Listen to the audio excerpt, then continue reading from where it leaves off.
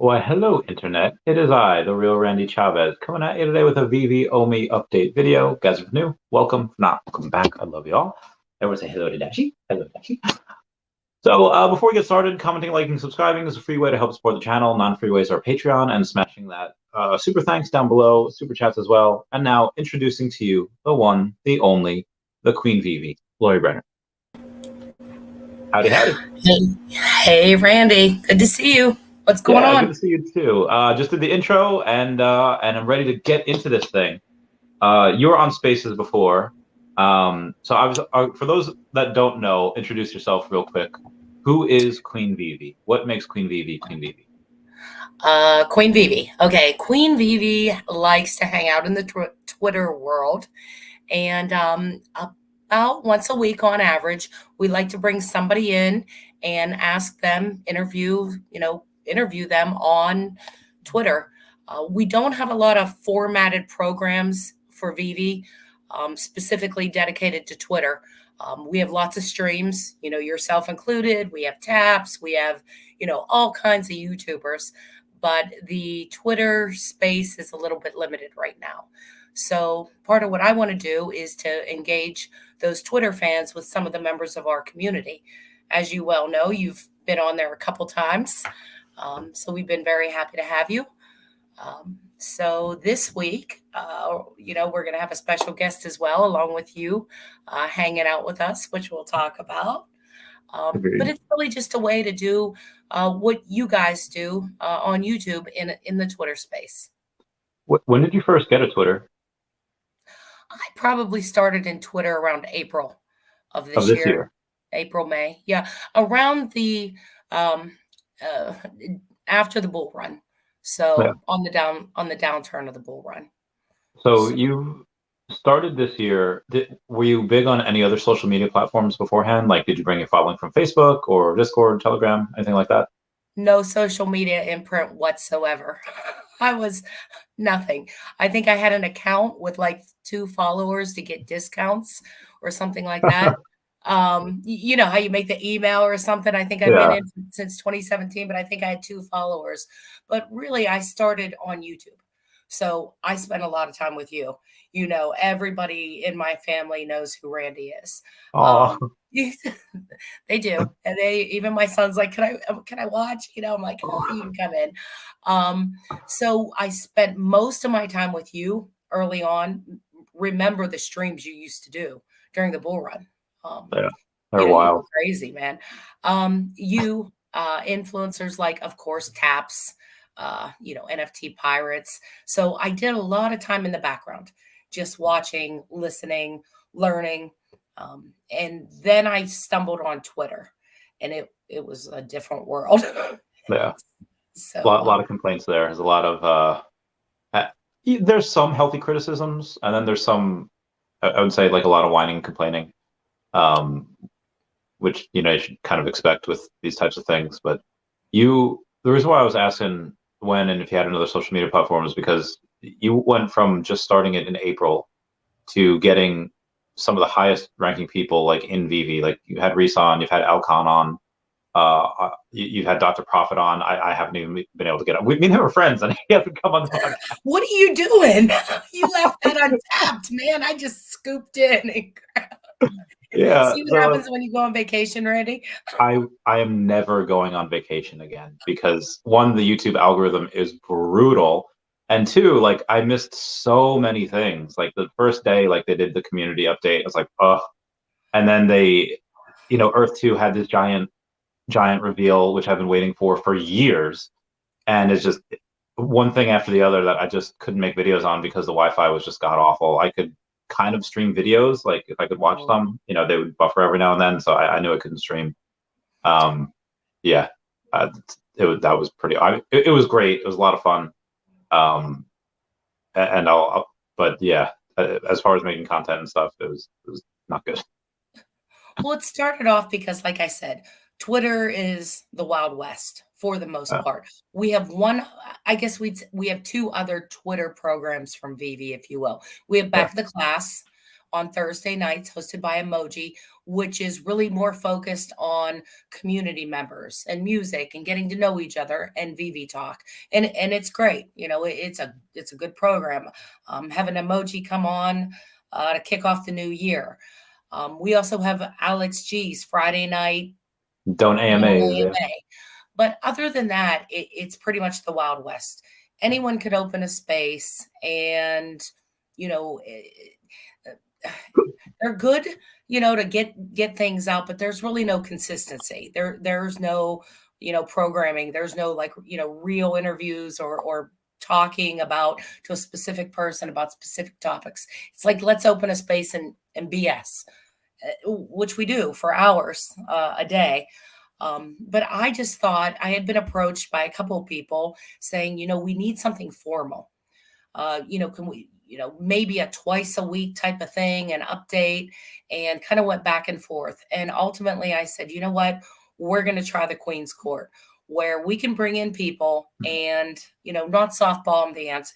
You know what I mean? We could ask questions, but I also wanted to make sure that they felt very respected and safe, because, sometimes in the Twitter spaces, people, say Like what things just they might, happened on Veve Space. yeah, they won't necessarily say it to your face, but behind, Yeah. the Twitter space. So I've tried, and I think that's helped get people like Dr. Prophet, who's a very private person, as feel comfortable that, someone's not going to come up and take a swing or whatever. So I keep it very controlled, very tight. I have a set of questions. My co-host is generally, somebody that I trust, yourself or somebody else. And, the people that come up, not that I, discourage people necessarily, but, if I don't know you or what you're going to bring, or I do know you and I know what you're going to bring, I'm not going to let you bring that up into the space. Yeah.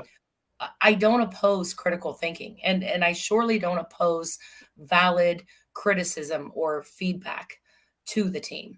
It's just how you do it, how you say it, that's Agreed. Same here. Which is also why maybe it would be good for Veve. I was speculating because I did the Veve thing live, the Veve space most recently, and I was like, hey, I I know was Veve there. has. Oh yeah. You Well, slept. You were sleeping the whole time. I meant the like before, like 2 hours ago. Oh, I thought you meant the 68 hour. No, not the six, Okay. not the 69 hour one, Yes, but I yeah, was there as well. the one they just did. Yeah. I think it would be. I know they have a bunch of things on their plate, but I think it would behoove them to get one person that's, Alex even said, like, I don't go on the Veve app every day. I don't do this type of thing every day. That's why I rely on the community. So I feel like Veve should get one person that is so well intimately connected with either the Veve app or with Twitter, such as yourself, hire them and give them just basically do what they're doing already, but just give them money for it and just, hey, this is an interesting note. This is an interesting observation. This is noteworthy, and pass it along to the team. Because anyone that would have known that's on Twitter, like, oh, this person that always has a new profile, that's always has Pepe in their profile picture, probably not someone you want to bring up. Like that. Like I feel like you would have Today seen was right. rough. Yeah, like you would have seen right through that. Like you'd have seen Yeah, right through a bunch of those things. yeah. I would like to see that as well. I would like to see them have a once a week at a minimum, a once a week update. Here's where we are. Here's the status. Here's what's going on. Address any issues, you know, immediately, and take some questions and go from there. Right now, Alex does his best. It's like whack-a-mole with Alex. You know what I mean? He'll pop into spaces. He'll hear some complaining. He'll pop up. Sometimes he speaks before he really knows the answer completely, which makes, so I would like to see them on a once a week format. That's, like I said, that's a format. Yeah. Here's our drops, here's our issues, here's our progress, however they do it. I think that would be very beneficial to the community, Yeah, I think rather so than, too. catch And as catch can. so David has said before in the past that they're quite frugal and they tend to view as, even though they're very, very flush with cash, they tend to say that they act like each dollar that they spend is their last. If you were on the marketing or the budgeting team and decided what went where, what additional funds would you spend in places that you think they need it most? Okay. Well, right now we're obviously at a difficult time, right? Yeah, We're in a bear cycle. Things aren't going so well. So I've heard a lot of people say advertise, advertise, advertise. I'm not really sure if that's really where we need to go right now. Where I would put the money, just based on business experience, et cetera, is the fundamentals. You know, getting the fundamentals right, and I hope that's what Mitch is going to bring. Um, so, making sure that when you say this is the number of drops, this is the median article, this is this, that will help much. And I know that's not a big budget thing. Even today they mentioned that part of the reason they had issues is because the airdrops, there was a manual process to that. And as well as I do, anytime you start getting humans involved, you're going to have errors, right? yeah, And Mitch all but said that, we're seeing human error. So, I would like to see them just put the money in getting things right, because the people that get on spaces, they take these, and I shouldn't say spaces, YouTube as well. They could take such a small thing that will just, totally, knock down the credibility of the whole project. yeah. They said there were going to be 100 t-shirts. There were 140, and then we hear from the team, well, we didn't know that 40 extra would print, and back. But, I feel like if they could just get the fundamentals right, that would go a long way in calming the community, and then making people feel more secure to bring new people in. Yeah. Short term. Agreed.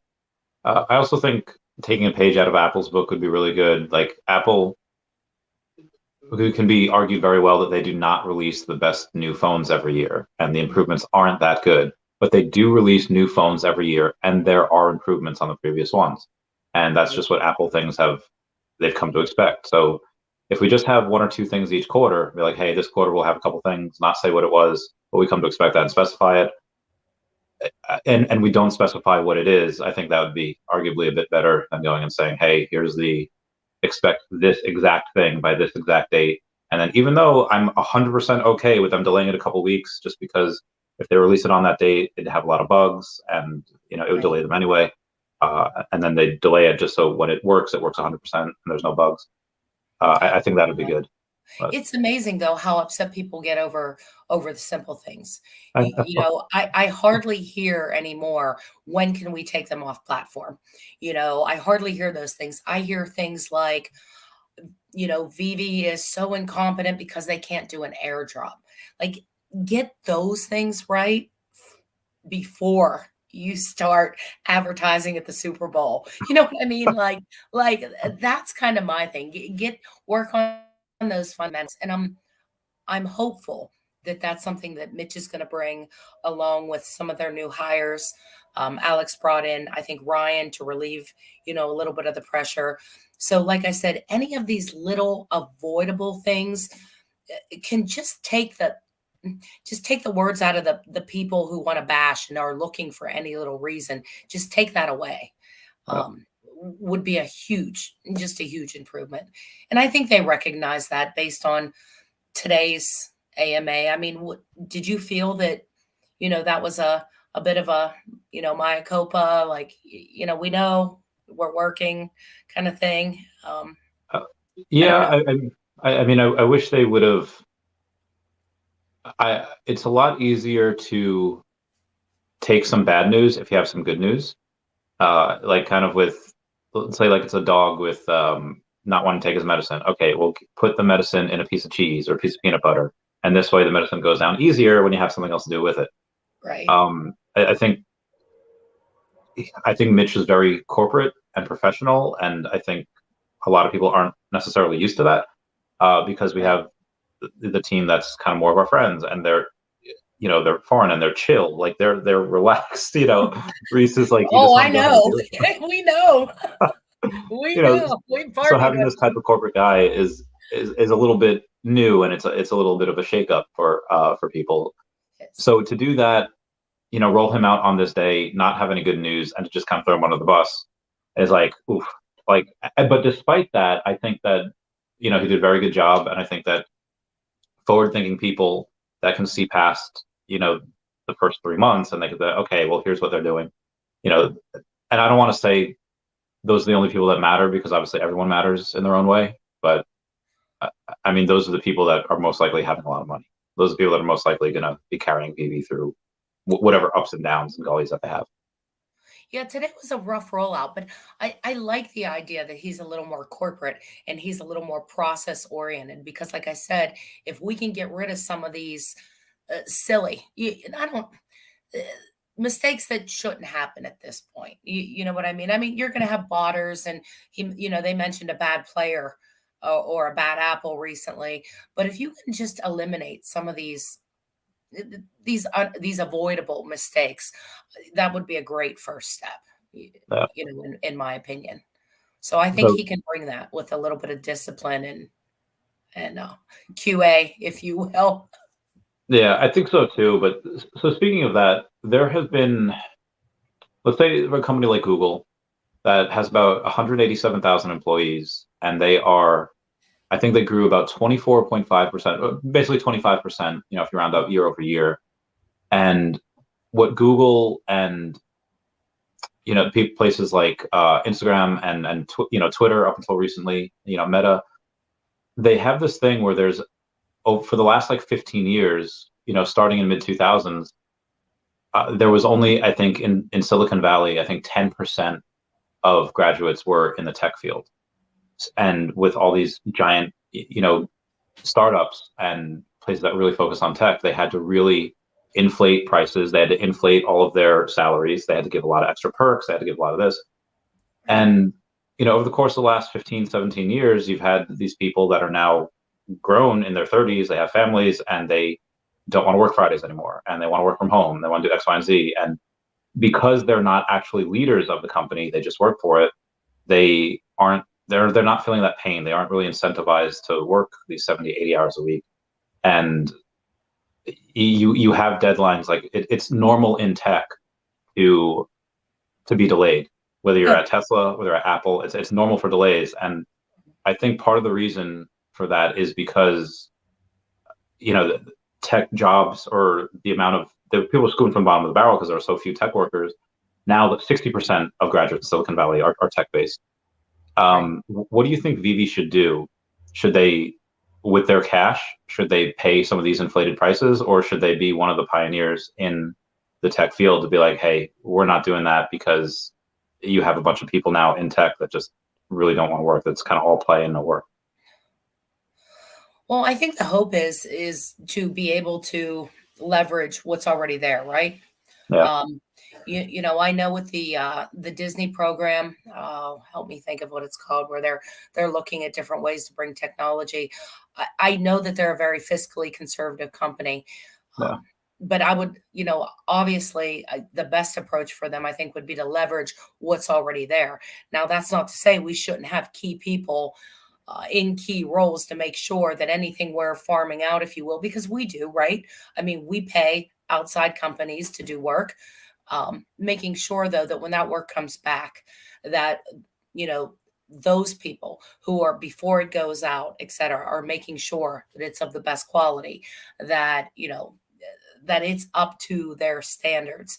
So I'm not necessarily opposed to them having to lease or farm out their work. It's just making sure that the people that they do have in place, I think they should spend the money yeah. on those core roles before it actually hits the proverbial press, or what have you. And Mitch definitely strikes me as that kind of hire, for sure. Reese strikes me as that same type of person as well. So I think they're on solid footing.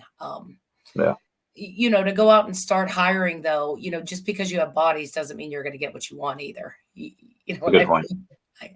I don't know, but I want to circle back to something that you mentioned with understanding tech. Dr. Prophet and I discussed this. I hear it in spaces a lot. People think, why don't they just fix this? Why can't they just make this happen?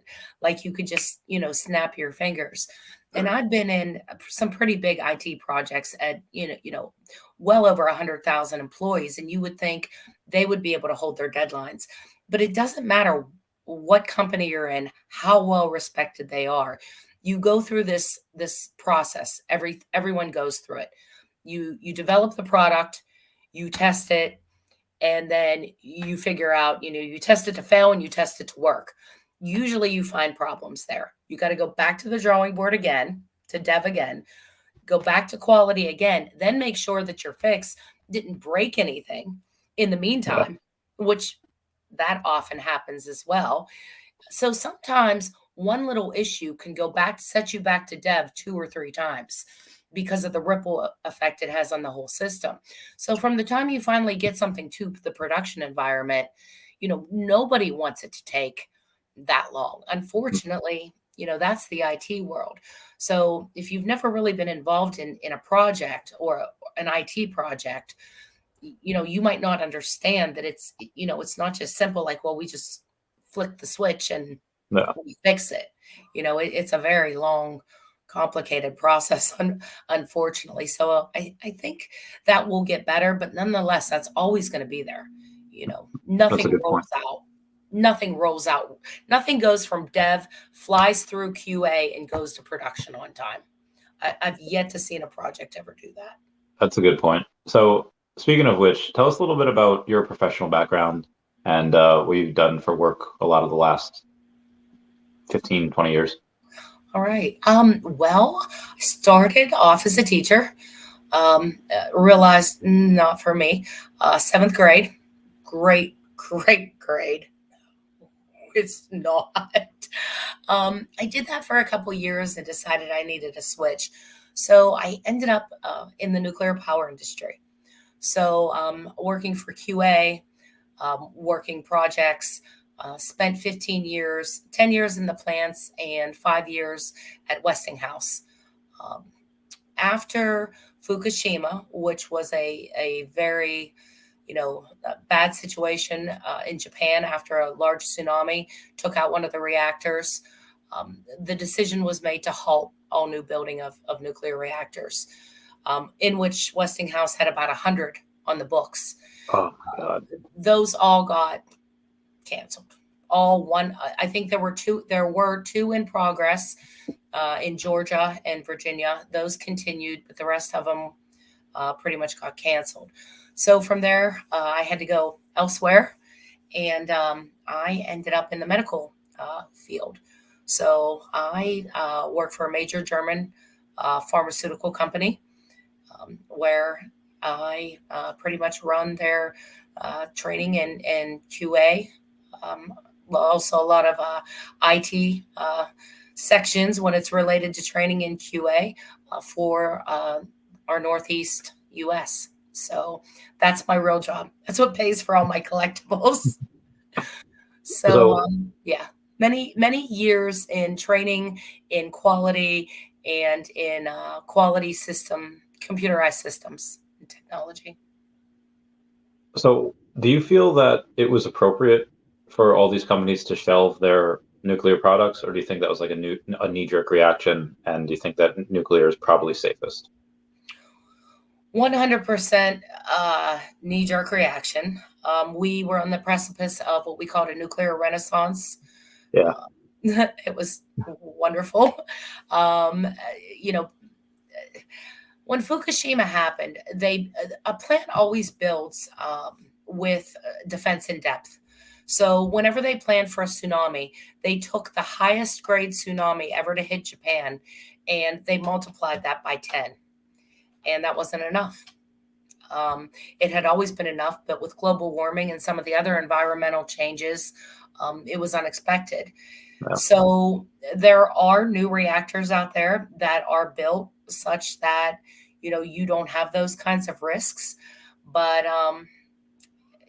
everybody heard nuclear, and that was that. But I don't think nuclear is necessarily dead, unless Elon can figure out how we can power the sun more effectively and efficiently. we may end up having to go back to nuclear power. But I'm rooting for the sun. I mean, I'm rooting for the sun. Well, that is the biggest nuclear reactor, well, at least in our galaxy and our Absolutely. well, our solar system anyway. Yeah, I think that would make sense. I think it's for the most part it's fairly stable. Obviously, when you have giant things like that, and you can have earthquakes, whatever. Yeah. Right. And when you think about nuclear, we had 3 Mile Island, which ultimately, was a bad scene. It ruined some areas of the town, but no one ended up dying. Unfortunately, Fukushima, people did end up dying. Chernobyl was a whole different mess because they weren't built to proper standards and codes. So as sad as it is, it was predictable, if you Yeah. will. So, but there are many nuclear power plants still operating across the United States and Europe, um, safely. So that are well over 60 years old. So we'll see. But we are limited, right? We only have so much fuel to burn. So we got to come up with a way, one way or another.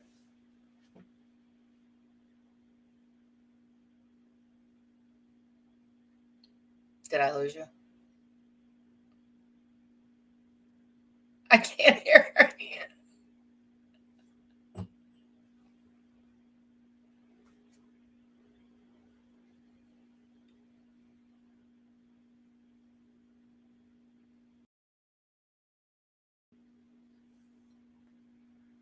No volume.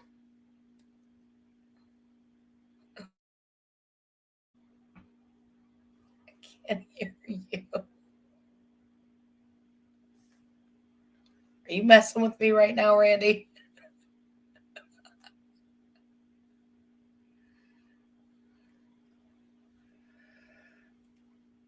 Text Randy. What do you want to say? I can't hear you. Send it. Send. Done.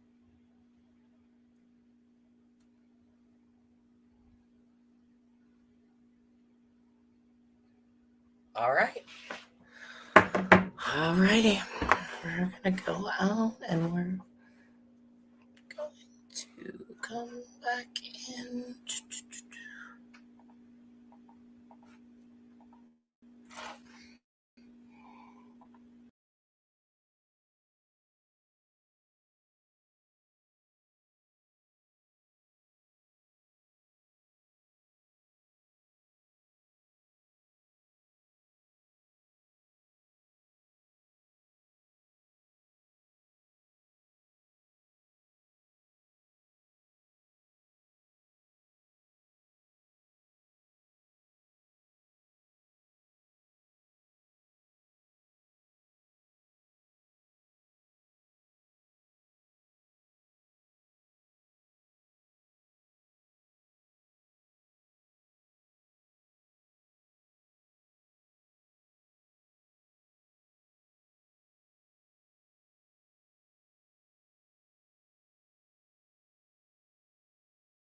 Okay, I am here now. I'm going to add her back. Can you hear me now?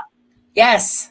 Okay, cool beans. I don't know why every now and then it does that. I'm surprised it didn't do that on the Al Khan podcast because it had uh, it's like been doing that for like I'll go out, the internet will go off, and then I'll come back in, and it'll be fine.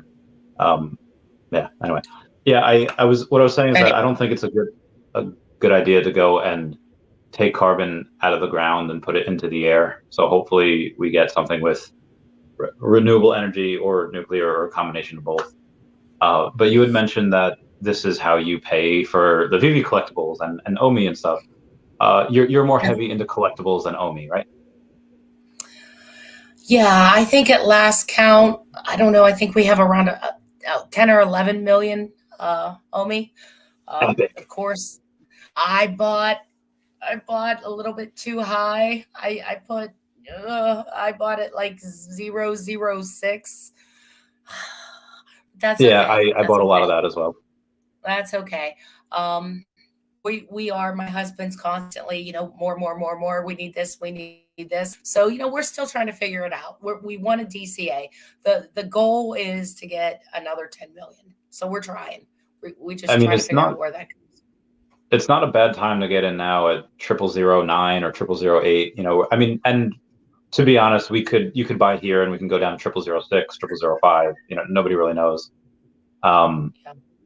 I do think that I am seeing a lot of very, very bullish things in the macro environment that Mhm. it might take 6 to 9 months for it to happen, but I think those catalysts will happen.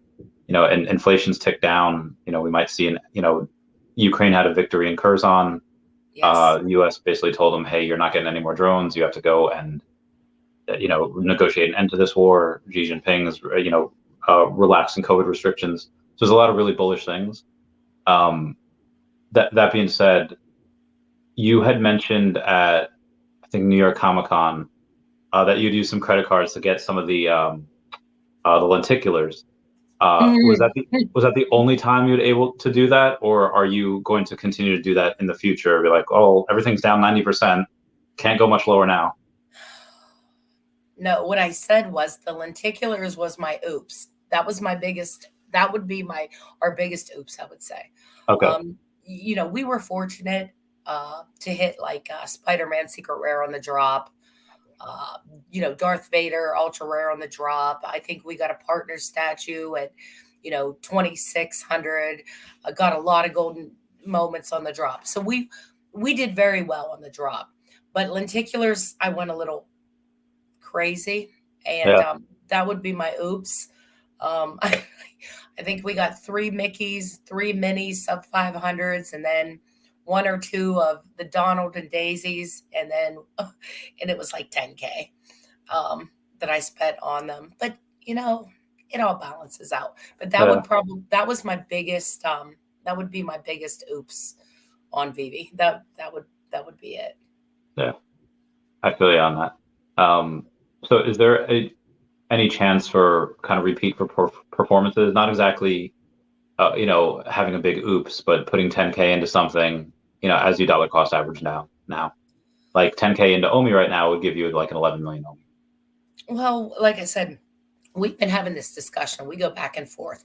He wants the first set. Every day I hear, "Can I get a Rizzo? Can I get a Rizzo? Oh, Can I get a Rizzo?" And I say, "Honey, as the man of the house, you do what's best for the family."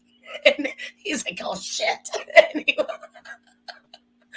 so he's been asking for a Rizzo, and he really wants to finish that complete set. We also have uh, a whole set of golden moments. We have a whole set of golden moments without Walt, and we have a third set with everything except Walt and I think a Homer and Bart. So that's another thing that we're just we just want 3 sets. 3 sets would be perfect. yeah. So every day we kind of go back and forth. I keep saying bonuses in April. Like that's when we get our big bonus. So I don't know. We also keep looking at that. He wants Miles. All the Miles covers. We don't have the secret Miles Morales cover. He wants that one. And I keep going back to that FF1 secret rare cover. So Really good one. of everything that's out there, every single thing, those would be the Rizzo, the Robin, uh, the two more statues, the Miles secret, and the FF1 secret.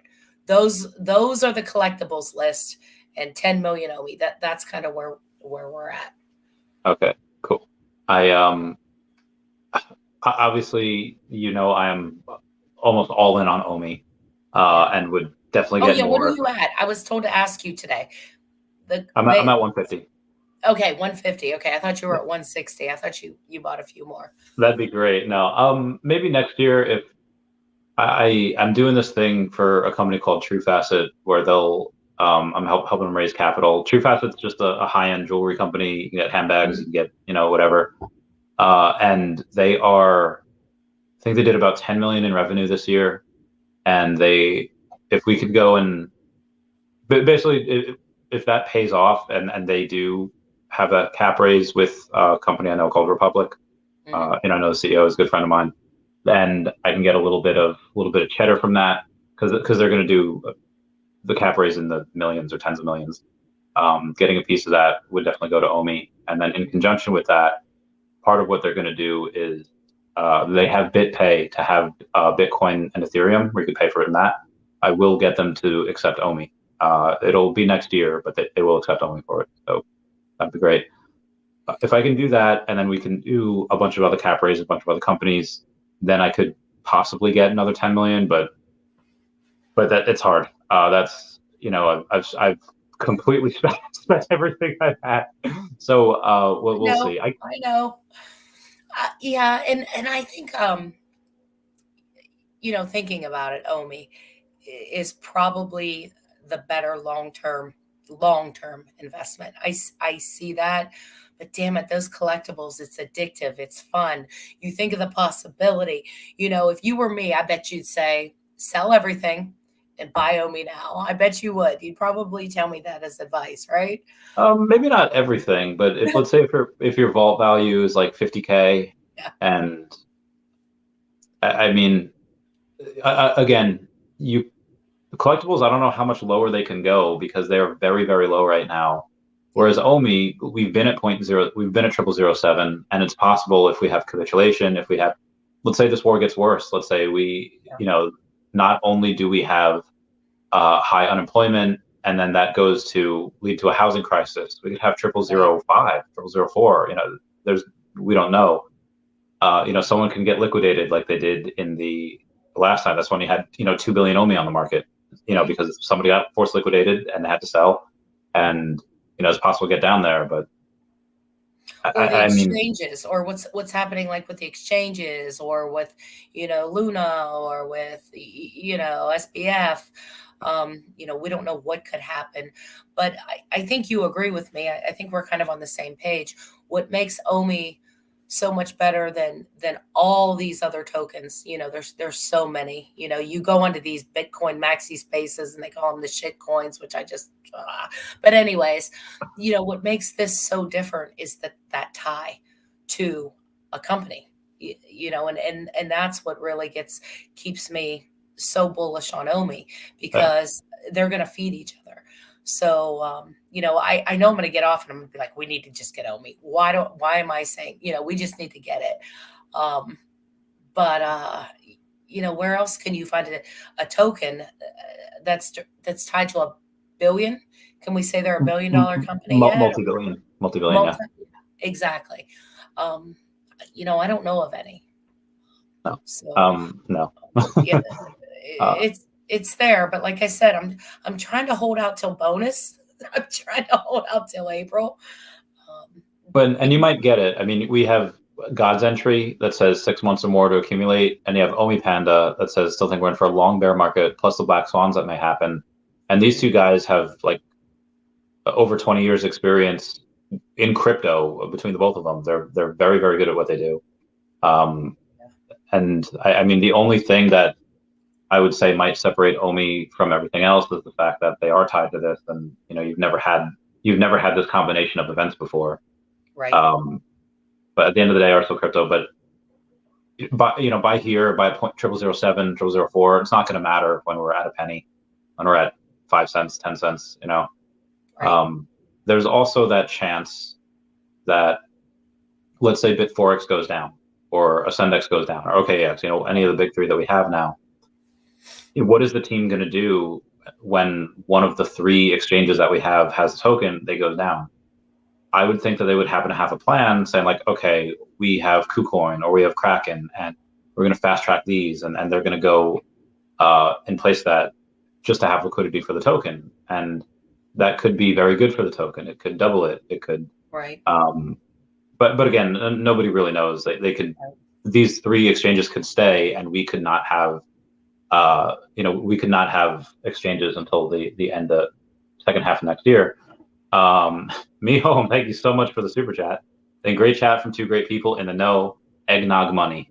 Thank you. Eggnog money. Yeah, anything's possible. And you were with me last with Reese, and you heard Reese say that, that there were some exchanges that they had already locked in, but now they're reconsidering. You remember him mentioning that, like, since this happened, and how it might not be the best time for them to go out and get on an exchange. Given the market right now. Yeah. So I'm not too disappointed that we're not on more exchanges right Same. now. I've seen it before with Earth 2. They were supposed to launch their token in Q3 of this year, but then when everything happened, they're like, we're going to delay like a year. And that's another metaverse where their metaverse looks better than any other metaverse I've seen as far as graphics wise. Yeah. And they have more users than most others, and active users as far in their Discord and their Twitter, they don't have as much as Veve, but their last video that they got like 29,000 views in 2 days, and the last two videos that Veve and Akomi did, one each combined, got like 22,000, and they've been out for like a month. So that is very, very interesting. And that's Sandbox, you said? No, Earth 2. Earth 2. Oh, Earth 2. Okay. But we will be seeing a lot of money flow in from Sandbox, Decentraland, and other things when Veveverse comes out. So that's what definitely makes me bullish. It is our IP and everything. Oh, for sure. For sure. It'll be interesting to see with Sandbox and Animoca, and if Quid somehow fits into that little equation. I don't know. I don't know. So that is something I wanted to ask you. Veve's very flush with cash, and most of these other NFT projects are bleeding money, and they're not making any. They're in debt. Right. What company would you like to see Veve acquire? You mean from an NFT perspective? Their network, their licenses, their NFTs. I mean, assuming that they can't just ask the licensor to back the truck up and to, go with them, go with Veve. They would have to buy out someone else. I was really looking forward to a sports vertical, but I'm not sure if we might be too late on that. As a matter of fact, I posted something the other day where I saw NFL Day announce digital collectibles in the Browns-Ravens game. And you said NFL? NFL All Day. And I actually took a picture of the commercial, and it says NFL licensed digital collectibles. And I was like, Can you send me a picture of that, or when you can? I posted it. It's right on my if you go to me. Okay. The whole commercial. There's a whole commercial on it. And the first drop that they're going to do, they're doing moments. So they seem to be doing more of the Top Shot play, for basketball. But the first one is going to be the Immaculate Reception. And being from Pittsburgh, I'm going to have to go after it. But, I was really hoping to see them get sports, especially initially when they said that they did have the Players Association, the NFL Players Association contract. Yeah. And then we never saw anything. So, I would definitely like to see some sports on the platform other than, curling and racquetball. Not that we have that. I'm just saying, please note. I think that would be interesting. I think if they were to acquire a company, an existing NFT company, I think Autograph. I would really like to see them paired up with Autograph. I am a pretty big investor in Autograph, primarily because they were the first in the blockchain of the GOATs. Tom Brady. Yes, I'm a Steeler fan. Yes, but he's still the best, hands down. Wayne Gretzky. Yes, I'm a Lemieux fan, but Wayne Gretzky's Wayne Gretzky. Tiger Woods, questionable character, but most popular golfer probably ever to live. I would have loved to been like a drone, fly on the wall, or just a friend, like as he's going through that in the mid 2000s, where he's just winning all these things, he's just being with all these women, he's just like living one of the best lives that you could possibly live ever. And so his wife found out and got a golf club. Yeah, that's the other thing. Like that wasn't cool. If it wasn't for that, but yeah.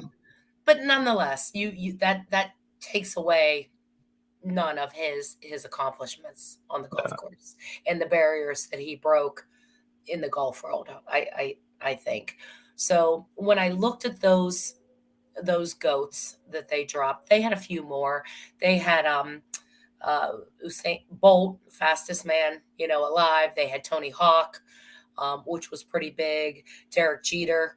So they had some pretty big names in the family, if you will. And the other thing that I really liked about it was autograph. They actually sent, digitally sent the pieces, and they were individually signed through their technology. And I would love to see Veve, incorporate that kind of technology, maybe in some of the art pieces. I think that would be a good company for them to pair with. Yeah. Um, I mean, they've already teased and said that they will have the ability, I think when transfers come back, whenever it is, to have your stuff signed by the artist, have it digitally signed. So I don't know when that happens. But speaking of other types of collectibles, with DC, we have Pele with a $5 super chat saying, any opinion on the upcoming DC greeting cards hinting towards DC comic drops? Veve did go and they did tag DC Comics in one of their posts about it. This is coming out tomorrow, I think, at 11 a.m. Eastern Standard Time.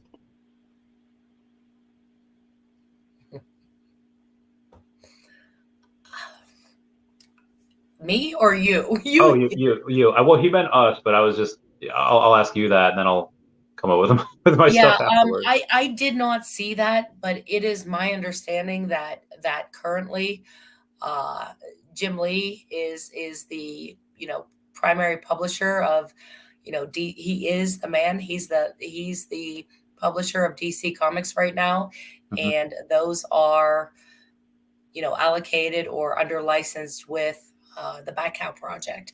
So I would be very surprised to see that. Yeah, But you never know with DC. Maybe Jim made two deals. I don't know. it's possible. I think DC is so crazy loose with their IP, and they go, some to back, some to Palm, and they go some to us, and some to other places.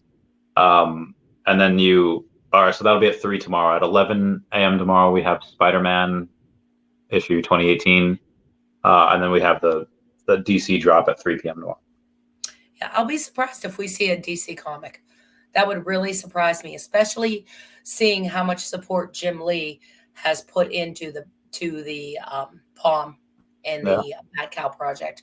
He's very intertwined with that. So that would be interesting. I don't believe that there are any other rights for DC Comics beyond his division, but who knows what's signed behind closed doors. that's a good point. I mean, also DC, because they are so crazy right now, they're rebooting their entire Yeah. extended universe. It's been toyed with for the last like decade or two that Disney could actually buy DC, and that'd be insane. But I think DC would eventually just go where the money is. Eventually, when you're bleeding money for so long, and like that Catwoman project, they spent how many millions of dollars on that just to scrap it, just to claim the loss on their books. So clearly, they're not doing they're not doing the best that they can. Even though I Yeah. like a lot of their properties. Um, so other things I wanted to ask is that in the future, when the collectibles go back up, when Omi goes to the moon, are you going to retire first? Are you going to go and say, I'm going to keep working, I'm going to keep buying everything I can, going into other projects? What's your goals as far as monetary? What is my goals? Well, my goals. I really like what I do. I really do. My IRL job. I enjoy it. I'm good at it. I've been doing it for years. I like everything about it. So I can never see myself just retiring, if you will. I feel like I'm always going to want to do something. But if somehow we would get a $10 OMI or oh, even with 10 million owe me, 10 million would, give me 100 mil, goodbye. I'm probably going to quit. At that point, I think I would want to do things still related to, Vivi, and the collectibles, um, and also charity. That I am a huge animal lover, as I know you are. Yeah. We have 4 fur babies running around here, and if one ends up on the front porch, most likely it's coming in. So I think that I would still want to have meaning and still have purpose, whether it would be, doing the VV circuit and, just taking pictures of collectibles all over the world and, shorts, etc. But we always say if we make it big, we're going to get a farm, even though I'm not a farm girl at all. But we're going to get a farm where we could just bring dogs and cats and hire vets. And then, all the relatives that we don't really like so much, they're going to be like scooping litter and picking up poo to get their stipend. Like they will have to work to get their money. So we already know, like he's going to be on the litter box. So that's kind of like the big dream, to have this huge no kill place where animals could just cats and dogs could just be free to live their life happily. I love that idea. I mean, not that you would need any funding when that goes up, when OMI goes up. But when you have, I'll be doing a bunch of animal sanctuaries as well. I'll be doing a bunch of things. So we'll team up at some point. We'll do the Randy Queen Veve animal sanctuary, and that'd be great if your family, or if you want to make your family work. Oh, they're gonna. Oh, it's not. Oh, yeah, it's not free. No, they're gonna be at the animal shelter doing stuff to get their stipend. No. Even if it's 100, even if OMI goes to $100 an OMI, they're still working. Moms get a pass. Our moms get a pass. Other than that, they're all okay. Maybe after a certain age, you might get a pass. I don't know. I just to reel it in though, I would say that a dollar is probably safe to say by the end of this decade. $10 is $10 a lot, and I'm not saying we can't do that in the 2030s. I'm pretty sure it's possible that we can, depending on market caps and depending on how much money goes into the space. I just wouldn't expect $10 in like the next 5 years. I would say next decade, if we get it, like 2035, 2040, around that time. I totally agree with you. I said that mostly in jest. Yeah. But I really do think if we make real strides with the metaverse, and we know Disney filed a patent, right, for the Disneyverse, and they're looking into that. If the OMI token starts to be utilized in things like the Disneyverse to buy different things, and that becomes their currency. Yeah. And if we start getting to that point, there's a chance it could start getting fractionalized. I mean, it's built to be fractionalized for a reason, right? If we, all is it really, and I've done a video saying how we actually could, like, greater than 0% chance, go and be $1 by next bull run, 2025, 2026. Part of that would be us OMI going down to like 0005, 0004 next year. We burn, let's say 80 billion OMI, give or take, and we burn X so much that by the time, or even half, by the time 2024 hits and we're on the way up, and then Disney says, on an earnings call, we bought 10 billion OMI, and we're now going to accept it in our in the park, not just in. Let's just say for most of our licenses, they'll probably have an area in the Veveverse. Mm-hmm. We're hoping that's going to be Disney. I mean, mostly, most likely we'll have like Cryptkins and Unicorno stuff, like the smaller licenses. Gotcha.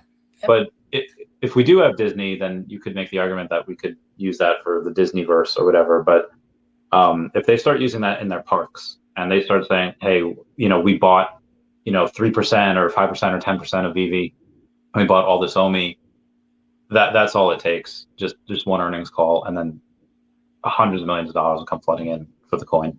Because Yeah, yeah. I mean, depending on where we go and how fast we get there. I know everybody's excited with metaverse, but I think we got a long way to, we got a long way to go to get there. So, I like I said, I was only joking with the $10 OMI, but if you look at where it is now, right now we have a lot of whales in the community, and as things go, it goes up, they take some profit. That's just the cycle. It goes up, they sell, they take some profit, they buy back in. Until we get enough buyers and more buyers in, we're not going to be able to get past that point. Yeah. So, I mean, really, it's going to be a way to find, more people coming in, buying OMI, and then kind of just reducing, that big fall. So, if it goes from 2 cents to 4 cents, some of the whales, they sell it back out, it drops back down, they make a nice little profit, they pick it up, until we get enough people, coming in and buying it, um, you know, you'll still have that, but it'll be much less of an effect. And one of the things that Reese talked about that I really like the idea of is just being able to go onto your laptop and just purchase it.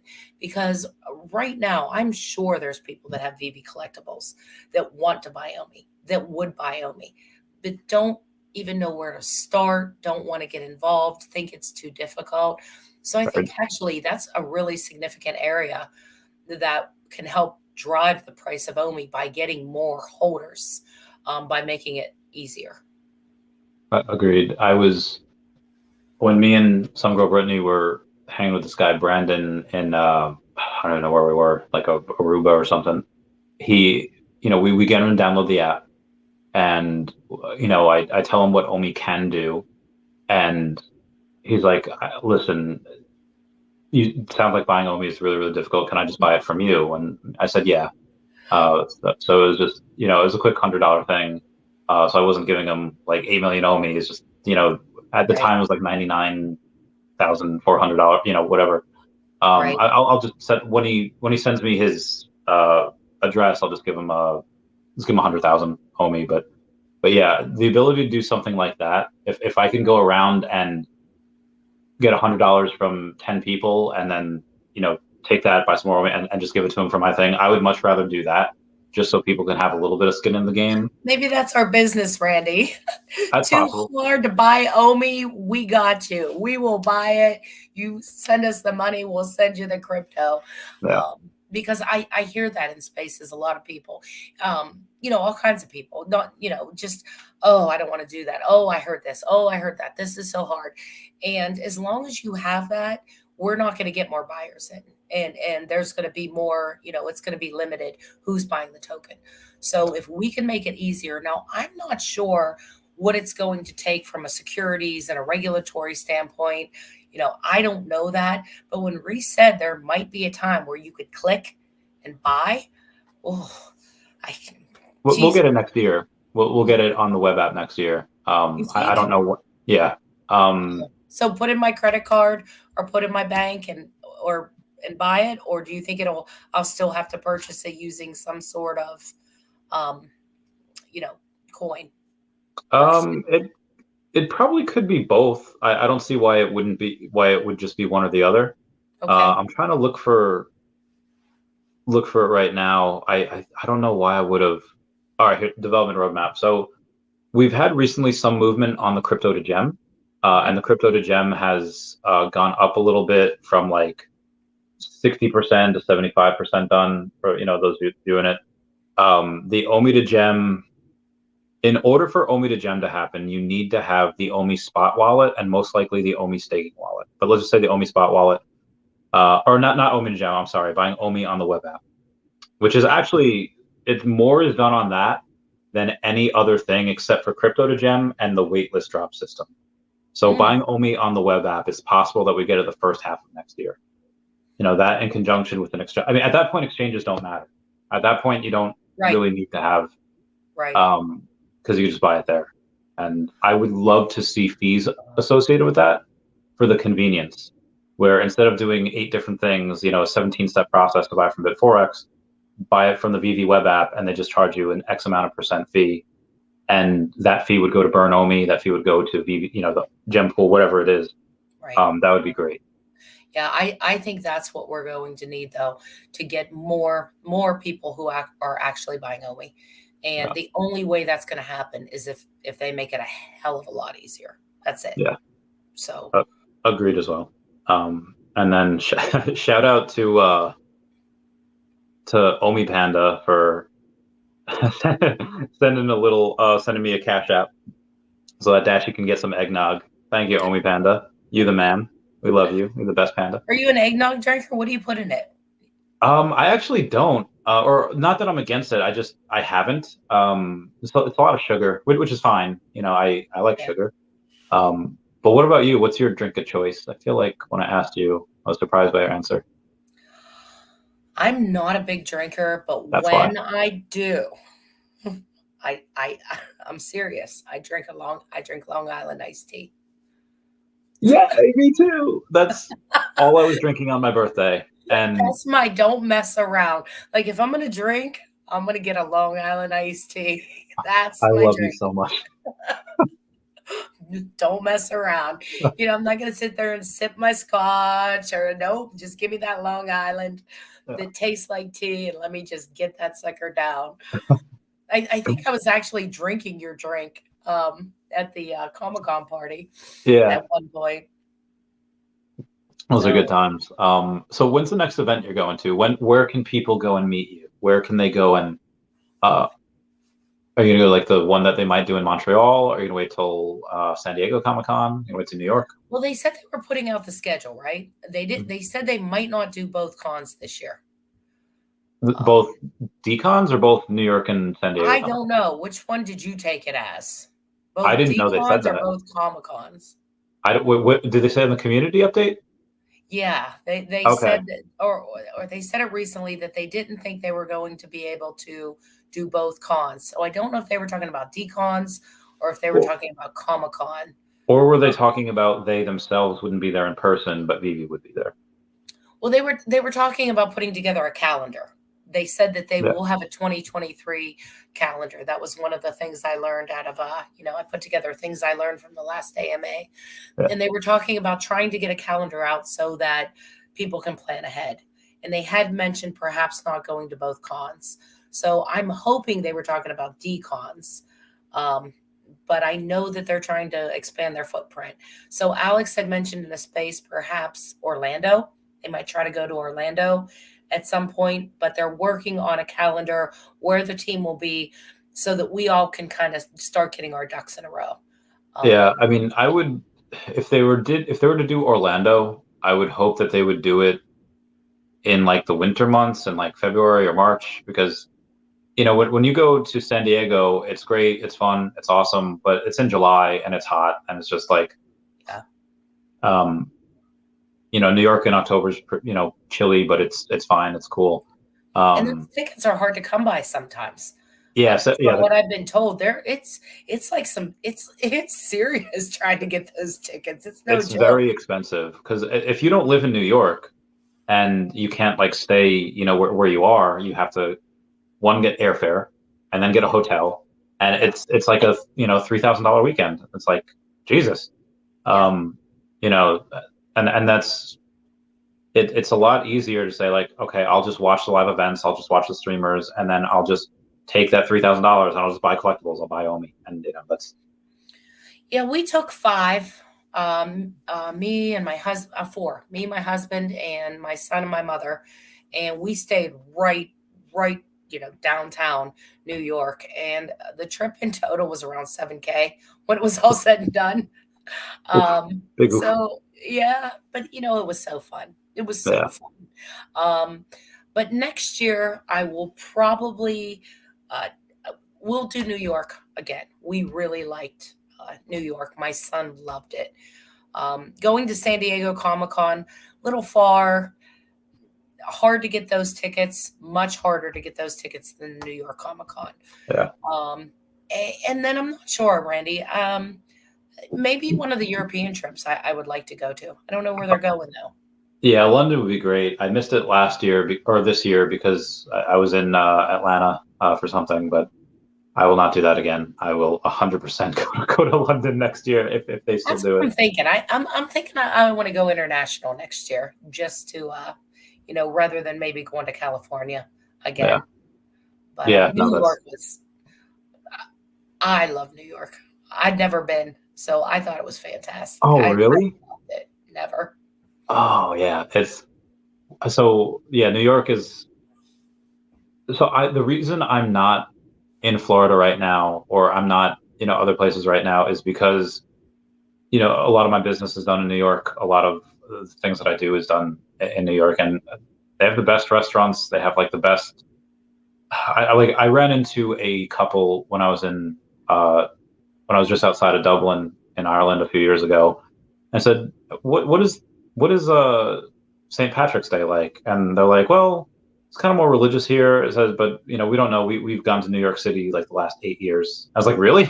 like that's where people go for major holidays and stuff because it's so much fun. So yeah, I would think. Yep. No, that's on our agenda. New York Comic Con and Europe, hopefully. Toronto, I don't know. We'll see. No, Yeah. we'll see. It's a nice city. I haven't been there in a while, so it's not quite as expensive uh, as New York. But yeah, in addition to that, we'll be doing. People can find me weekly doing the Queen's Court. We typically do those Wednesdays. Um, and they're all recorded. So if anyone wants to go back and see, what Dr. Prophet had to say, Randy, or Al or Reese or anybody else, I keep them all up and recorded for Yeah. anyone to listen to. And I guess before you go, I know I don't want to take up too much of your time, but I'm good. oh, okay. I mean, if we're good, Talk away. don't give me that. I'll go for 3 hours. I'll go all night. So Um, why? but yeah, tell us about, you've recently posted on Twitter saying Alcon's coming on again. Tell us about that. What can we expect? What is going on?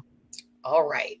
So I was going to be on this Wednesday on Twitter at 7 p.m. Eastern Standard Time.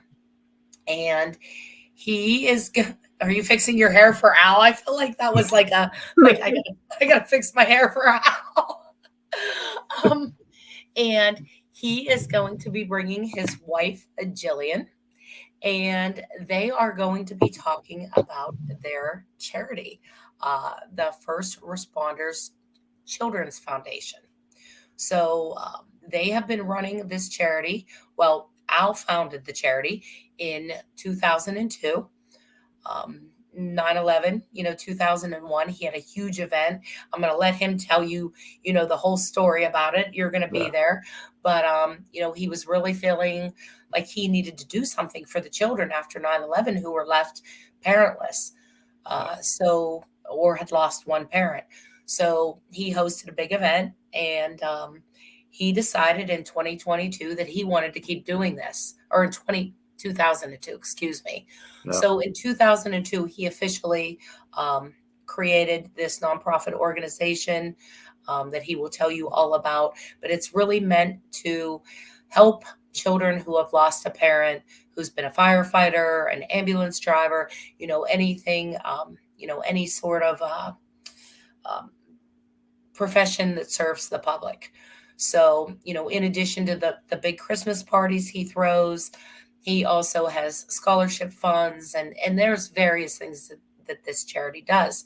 And it happens to be, the CEO happens to be Miss Jillian Crane, who is also Al's wife. So what we will be doing is we went and procured 2 cards. Thank you for that help. You're going to have to be there and describe the cards. We're putting together a flyer now, but we got a Charizard and a flying carp. It's a Gyarados. It's Okay. Magikarp's evolved form. But it's not just any Gyarados. It's a Gyarados from the Aquapolis set. And for people that don't know, after like the first couple of sets, Pokemon, the first couple generations was before the third generation, Pokemon was kind of, going down. And then so they didn't have a lot of print runs of this card, of this series in general. They had so little print runs that they'd actually done away with the first edition stamp because they didn't need it anymore because they had so few of them. So yeah, this card has so few editions of it that are graded. I think there's less than 400 total. And this card that I saw, unless I'm mistaken, unless there's something that I couldn't see, even with it being in the case, it looked like it would minimum get a PSA 8, if not a 9, if not maybe even a week 10. So yeah, this would go for hundreds of dollars. And then the Charizard also looking like it would go for several $100s as well because it looks very, very good. Good. So we purchased those two, and we're going to have a silent auction. And now I'm wondering which one should be the silent auction. Now I'm thinking it should. I don't know now, Randy. I had it as a Charizard. Should I change it? So one will be a silent auction, and people will submit their bids to me, and the highest bidder will have 24 hours to donate to the charity and submit the receipt. And upon that, they will receive the Charizard, and Alcon will sign it however they would like him to sign it, personalized or just his name. And we will be taking a photo of that. It's a shame we can't get a PSA grader there when he signs it, but we will be, taking a photo. And in addition, the utility that will come with the silent auction will also be 15 minutes with Con. So, that's so that one alone utility. is probably worth. I didn't know that. So the 15 minutes with Con on Spaces, or is it like a? It's a one-on-one. It's a one-on-one. So it's going to be via phone. That is probably by itself worth a couple $100. Just knowing Al, it will be more than 15 minutes. I'm just going to say it right there because I could just Al likes to talk, and especially if he knows somebody's interested in paying for this card to go towards his charity. So that's the silent auction. The second one is going to be a raffle. It's going to be a $10 submission. You go online. We're going to have a flyer attached to the space and get that tweeted out. Al's going to tweet it out. The foundation's going to tweet it out. And essentially, you'll go online. You'll donate your $10. That's the minimum. You'll either take a screenshot of your receipt with your ID, or you can send the email, which is also your receipt, to me, and then you're going to be in a lottery. And we're going to give everybody that registers a number, 1 through whatever. And then I'm thinking on someone's stream, I'm sure you or MC1, my collectibles, somebody will, pop up the computer and hit the button and pull the number for me on stream. Yeah. So random number generator. Yeah. And then the utility that will come with that will be, I will also sign that card the way you want it to be signed. So personalized or just his signature, whatever you'd like on that. And that will be sent to the winner. So, but no time with Al on the raffle. All right. So on that one, obviously he's going to sign it. How many entries can we have?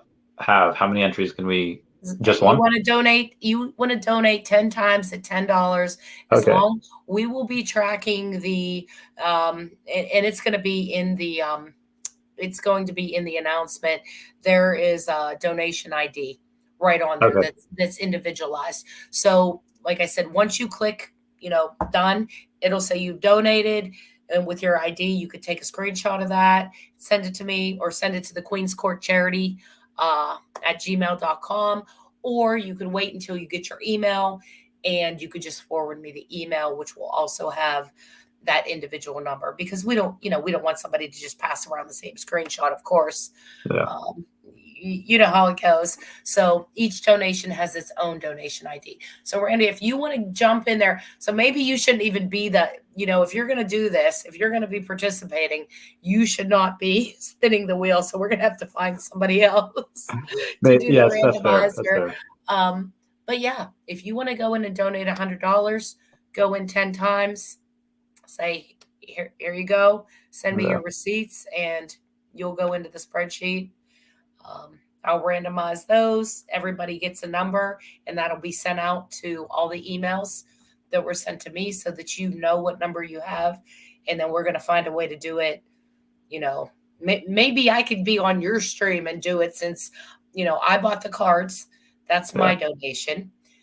Al's time and his signature, that's what he's putting in. So, no one And in my obviously, family. big thank you for that. As these cards, like I said, easily minimum worth hundreds of dollars, like each. So yeah. Yeah, I think it's going to be good. And there's only been a handful of cards signed. So far, I could only find 4, or I only know of 4. Yeah, and I know 3 of those people will not sell.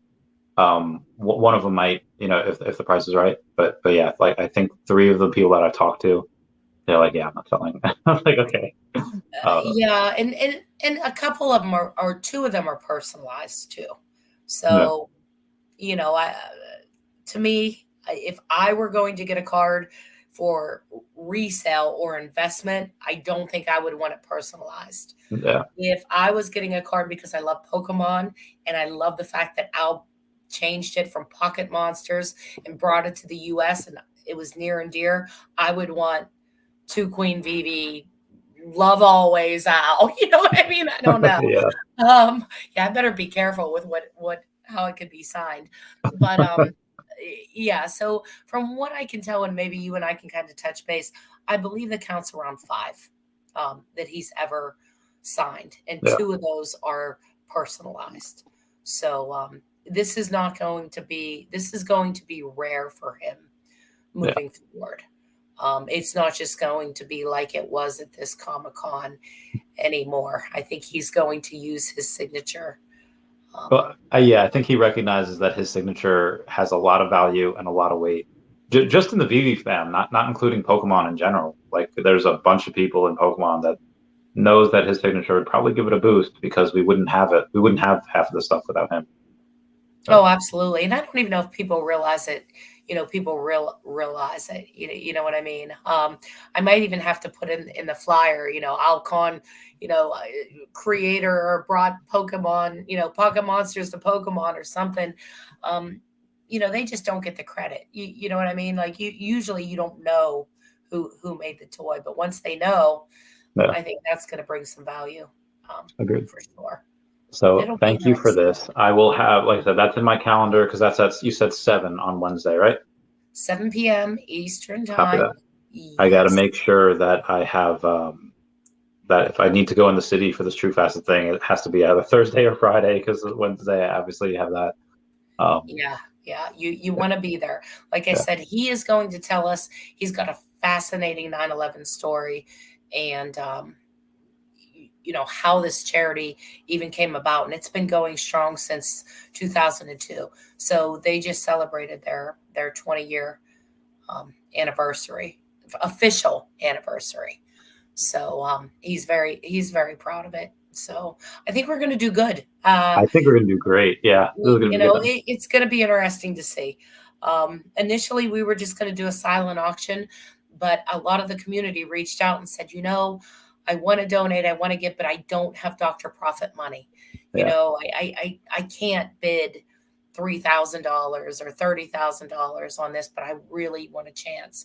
So yeah, that's when we said, let's step back and yeah. let's open it up to anybody.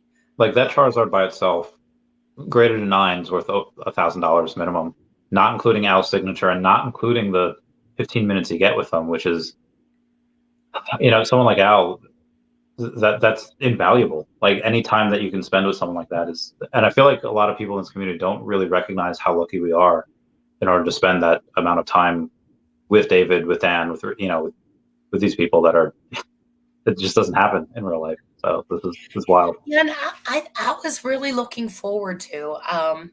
He told me when I talked to him, and you mentioned earlier, like you just kind of got, I hear that a lot. Like you've only been around Twitter now for 6 months. You're still a baby. What are you doing? Getting, I guess it's nice. It's a nice compliment, but sometimes it doesn't feel like that.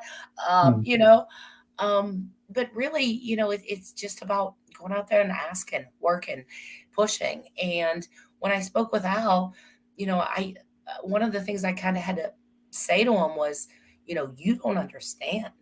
People got into this project specifically because of you and you alone. I mean, and I don't think he really realized it, but I think now that he sees how much he can bring, and how he likes it. So he did your podcast, obviously, a couple weeks ago.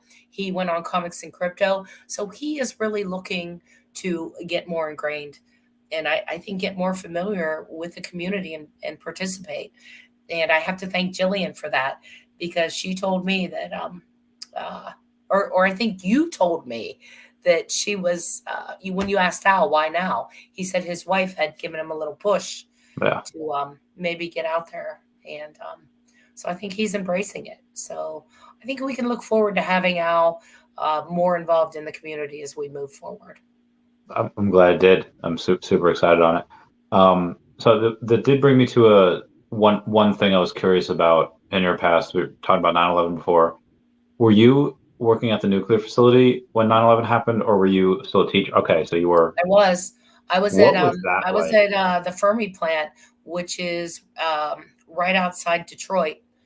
And we went into first plane hit, and I think just like everybody, it was kind of like, well, that happens in New York, right? Sometimes planes crash. Craziness. Yeah.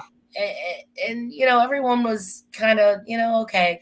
But then when we heard the second one hit, we went on an immediate lockdown. I mean, just immediate lockdown.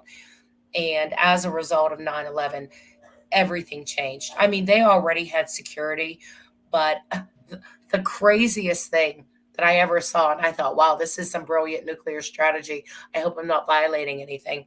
Um, as you go through, you have to go through a set of gates to even get into the plant. They check your credentials. They open the badge. There's guards there. Well, if you go straight, you head towards the plant. You go right, you head towards the administrative buildings. Well, there was a little side road, and there was a bus, a school bus, a huge school bus parked, probably about 100 feet after you passed. And I'm talking with security, and I'm like, what's that bus for?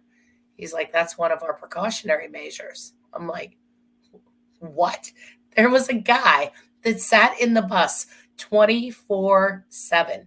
And just in case somebody busted through the gates, his job was to pull out in front and block the road with that bus as one of the security measures. Nice. And I thought, wow, okay then. So we saw a lot of changes after 9/11. Parking lot got moved way back. All the barriers that we see in front of buildings now, I think a lot of that's a result of what happened in the Oklahoma City bombings, et cetera. So you can't just run into the building and blow it up. But security just went full on. We were under lockdown for about 8 hours until they neutralized kind of the situation and made sure they weren't heading our way. But there were fears, I mean, there were fears. We had planes, fighter planes circling the plant. Damn. Yeah, it was intense. It was intense. But Miss Gecko, it's actually really interesting. She's going to be helping us co-host, Oh, and cool. all the planes. Do you remember when they said no more planes were allowed to enter U.S. space, and they were Yes. diverted to Canada? Yeah. All NORAD the was. planes were diverted to our hometown. Oh.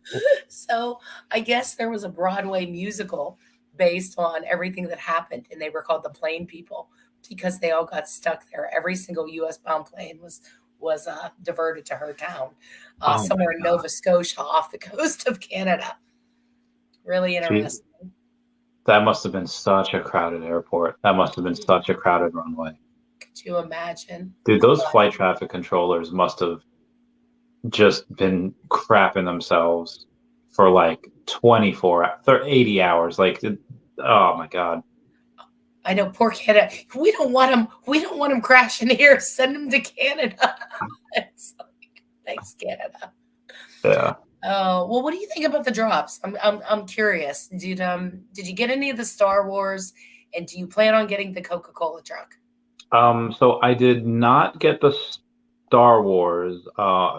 Clever jerk. I don't know. Do you know who he is? Clever is in my DMs more than my husband.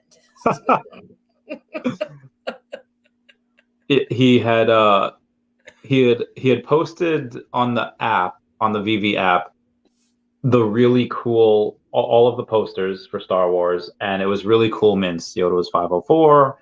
He's gonna be Hmm. Jolly's 456. He had 420 on one of them, and he had 501 on the other. Like he has some. He gets the greatest mints. I don't know how he does it. And I didn't get any of the Star Wars. I did get the Fantastic Four drop. Yeah, Um, my that was husband got really. that. I didn't get it off the drop. I bought it on the secondary. I got a sub 100 because there, 616 of those. If you're gonna take away 90, there's only 526. That is not a lot. No. Um, and and there was a hidden message on it. You click it, and then it says "Happy Holidays, Happy New Year" from, and it was signed by Ben, Sue, Hmm. um, Reed, and Johnny.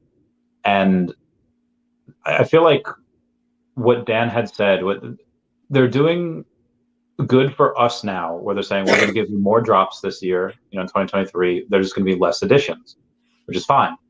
Right. But when we, wind the clocks forward a couple of years, when we have a couple million people on the app, even if we only just have 1 million, which we're definitely going to have more, but even if we just have one, drops that only have 600, like 500 something mints, that is nothing. Like this I is know. wild. Like I know. collectibles app, yeah, but this is super, super collectible. Yeah, it's silly. Like this is nuts. I don't know why. We were real big on the poster, the 60th anniversary poster too, that said San Diego Comic-Con. We really like that. I know a lot of people were upset that there wasn't an artist signature, or we don't know where it came from, but I really like the 60th anniversary one they did for Comic-Con in The, San Diego. yeah, I got it. I got one, and it's weird too. It's so cheap. They're $23. Like you can get one for $23. Like this is. I did like a whole video series. Like, hey guys, here's all the cheap. If you want MCP points, but you don't want to spend, $100 per set, there are so many sets that you can get, like this one, and it's not like a random one that you get from like a designer con random artist. This is a con exclusive, and it's Marvel licensed. It's Marvel. It's for has so many Oh, I like didn't all the realize it Spider was. Man. Oh, yeah, the con exclusive. Yeah, the Spider-Man. Absolutely. Yeah. I mean, to me, that's amazing. The one thing that I would like to see them do, that I think could just add so much to the collectibles, is if you look at the like the Star Wars, and you turn them around, it's just black. I love when they did, like with the Disney castles, you flipped it around and it was this gold Disney magic. I mean, to me, that just, I don't know, but if they could just start putting stuff on the back, like that would, to me, that would just, anything. All they had to put on there was like Star Wars Holiday Collection 2022 VV in bold lettering or something. Yeah. So I'd really like to see them. I'd like to see them, work on the backs a little bit more, because I think people just, it brings prestige. I don't know. It brings something to it. You know what I mean? Like Yeah. official. Um, Yeah, but that's why I like the lenticular so much, because you get two images on the front, the first yes. appearance music, and then you have the signatures on the back, and it's like I don't I yeah people I feel like people were really paper handing those, like they did so bad afterwards, but I think there's a lot of layers to them. I think they'll bounce back, fairly well. I still have the whole set, and there's somebody that I met at Designer Con that I think he had 300 not Goofy, Plutos. No, no, no. I He had. know who you're talking. Yes. I don't know when I had it. When was DesignerCon was in November. November what? 17th, I want Okay, to so let say. me go back 18th. and let me find it, because I have a screenshot. He has 335 Plutos. Oh, Like this is not a a small amount, and it's not like he has 300. Like I have like 39 Queen Ramondas from the Yeah. from the Black Panther series, but Yeah, I saw you going crazy that day buying them. yeah, but she's like $3.50. She's like $3.50. The Plutos, which are there's only 37 left on the market, they're $90. So to have 337, and I know he bought more. So let's say 350, times $90, that's $31,000. Yeah. That's tens of thousands of dollars that he has in Plutos. That's like nuts. That's confidence right there. That is confidence. It's like Dr. Profit numbers. I looked at him like 420 wall. I looked at his wallet a little bit. I messed up because my guys told me he had 3007 cars. He's like, I only have two. I'm like, oh, sorry. Yeah, I only have two. But I looked at some of his stuff and I'm like, wow, that's amazing. Yeah, I don't have any stacks even remotely close to that. That's amazing. Yeah, and again, the 300 wasn't of something that was super cheap, like $10. Like I have 200 alligator Lokis, they're like $10. They're not. That's wild. Was that And the I know ultra rare or the secret? that's the ultra rare. Goofy's the ultra secret rare. Goofy's the secret, right? But Yeah, that's crazy. That's a lot. That's amazing. yeah, and like the dude has 10x the amount of the supply that's on there right now. He has so 1% of supply would be about 66. So he's got like 5% of the entire circulating supply of these Plutos, and it's just insane. So I mean, it's also people talk about bear market, this what we're going through right now, etc. The market down, but yet I think last week, if you looked at all the blue, the Batman blue, the Rizzo, I added everything up and it was somewhere around like 750K. That's amazing in a bear. Like to me, I don't even know how we're even concerned with their profitability. Like everyone's so down and people saying, "Oh, I don't want to buy anything," and oh, da da da da. Yet they made $750,000 from yeah, like Sunday to Saturday on their drops. yeah, and So they have, and that's just off the primary. It's not including the secondary. Vivi still averages $1 million in gem sales every single week. And granted, they're paying out a lot, and I've been trying to find the numbers on it. And I think the only people that would have that money would be, or that would have those numbers is like David, or or like the accountants, because like when I looked at Earth 2 has about $19 million that they paid out already. 13 and a half to credit cards, 3.8 to the Earth 2 virtual credit card, 1.7 million to other method withdrawals, but they have zero backlog. And obviously, Vivi's limited by the fact that there's only certain countries that have cash out. But I'm so curious to see how much they've paid out, because I think that would be a really bullish sentiment. Yeah, we paid out $8 million, $12 million, whatever it was. So some people might see it as bearish. Say like, oh, see, people took $10 million and they're running. No, I see it as like Vivi can afford to pay this much out, and they lowered the gem price. You don't have to have 1,000 gems anymore. I think it's right, or they're lowering it to 500 gems. There's so many bullish things to be bullish about, but it's how you interpret it.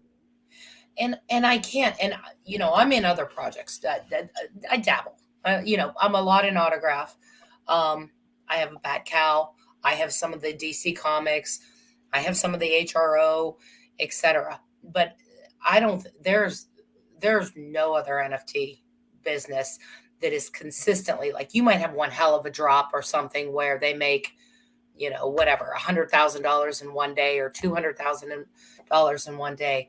But I would, challenge anybody to find a company over the past quarter that has made the kind of revenue or sales that Vivi has, and they haven't.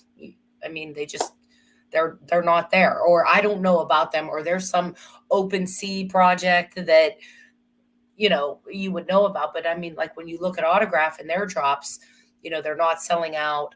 They're not making these kind of numbers. Recur, I don't even know I don't even know if Recur's still in business anymore. I mean, Bat Cows. I like Bat Cows. They're fine, but they're dropping a $10 comic book, 3,000 $10 comic books once a week. Yeah. The only other person or the only other project that has done even close to what Veve has the last quarter or the last year is really Trump.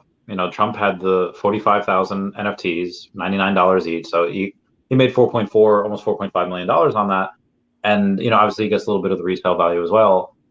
But it takes a one sitting president to do that. Like no other company can do that. I think recur passes are down to like $50, maybe even less. And they were at 39 at one point. I've checked into everything. Veve is years ahead of everywhere else.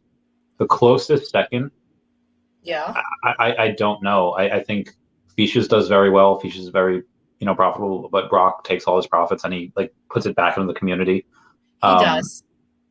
Yeah. So okay, all now the profits 450,000, not 4.5 million, right? Well, no, there were 45,000 of the NFTs, and he was charging $99, I think, each. 45,000 times 100. If I'm okay. Okay, yeah. All right. I thought I was mistaken. I heard you say. And that's obviously he's got 45,000 NFTs or 4,500. If it's 45,000, you're right. It is 4 million. If it's 4,500, it's 450. Yeah, it's 45,000 because 45th president, so he wanted 45,000 of them, and people minted, so they did it. But again, but even that's 3 days of our drops, right? Like that's the Rizzo drop, the Dad Bod drop, and the Jim Lee drop. Yeah, there's no other company that even comes close. And what I actually do fear is that I think at some point we might have like a monopoly on everything, and the US be like, hey you, you're too powerful, you're too OP, we have to nerf you. So yeah, that's something to consider in the future. There's no other, like, we are the Tesla of NFTs. We are, and we're continuing. I feel like we're just going to continue the way David implied too, that not everyone's going to love everything. I mean, he said, we're going to get new IP on here. We're going to get new things. We can't please everyone's not going to be pleased. You're going to have your guys that love cars. You're going to have your people that love Hocus Pocus. You're going to have people that love Smurfs and Unicornos or whatever. So, I mean, it's really starting to come true. This Walmart of NFTs, it's starting to come true. When anime, though, is kind of my question. And don't say Pele fantasy to me, because I don't know about that. When do you think, I think he mentioned at the AMA 2 anime companies or projects he was working with? Do you remember that at the AMA? So they were supposed to roll out anime this quarter. I don't think I can say why they didn't, but they, Dan had started following, I think, Crunchyroll, and he started following, I think, like Funimation over on Twitter, and they had their Japanese Discord set up, and I've partnered with Rojin Entertainment, and I'm doing a bunch of these influential Japanese pop artists.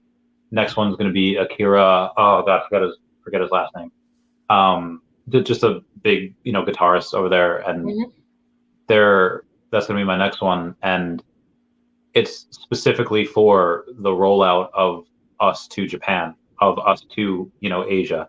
Rojin is a Japanese company, so when I got Mr. Tanemoto on, the guy who did the theme song for Dragon Ball Z Kai and for Digimon, it is all Japanese people. So at some point, I'll get some Chinese people, get some others as well, just for mixed representation.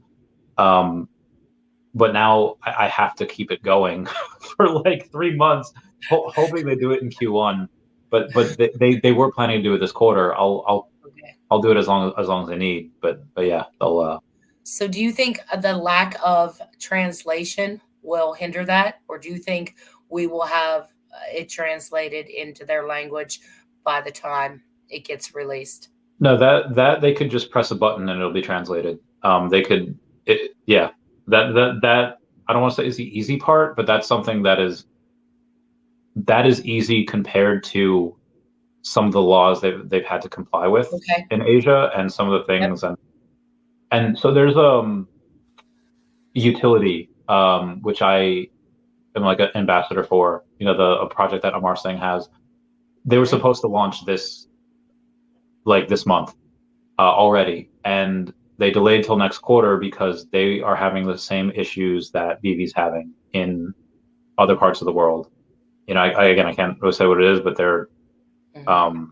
Vivi's obviously going to be a little bit ahead of everyone else, but um, and they'll come quicker. But yeah, it's hard out there. It's hard Is for this part of the Rewind collection, or is this a separate project? is the what? Is this part of the Rewind project, or is it separate? Yeah, that's a Mars. Yeah. So utility has the whole. They have CryptoPunks, they have Links. That's going to be their first drop. Everyone. That Givenchy. They have most of the same licenses that Amar would have Ooh. with BB. Yeah, All right. I'll have to get Amar on the court.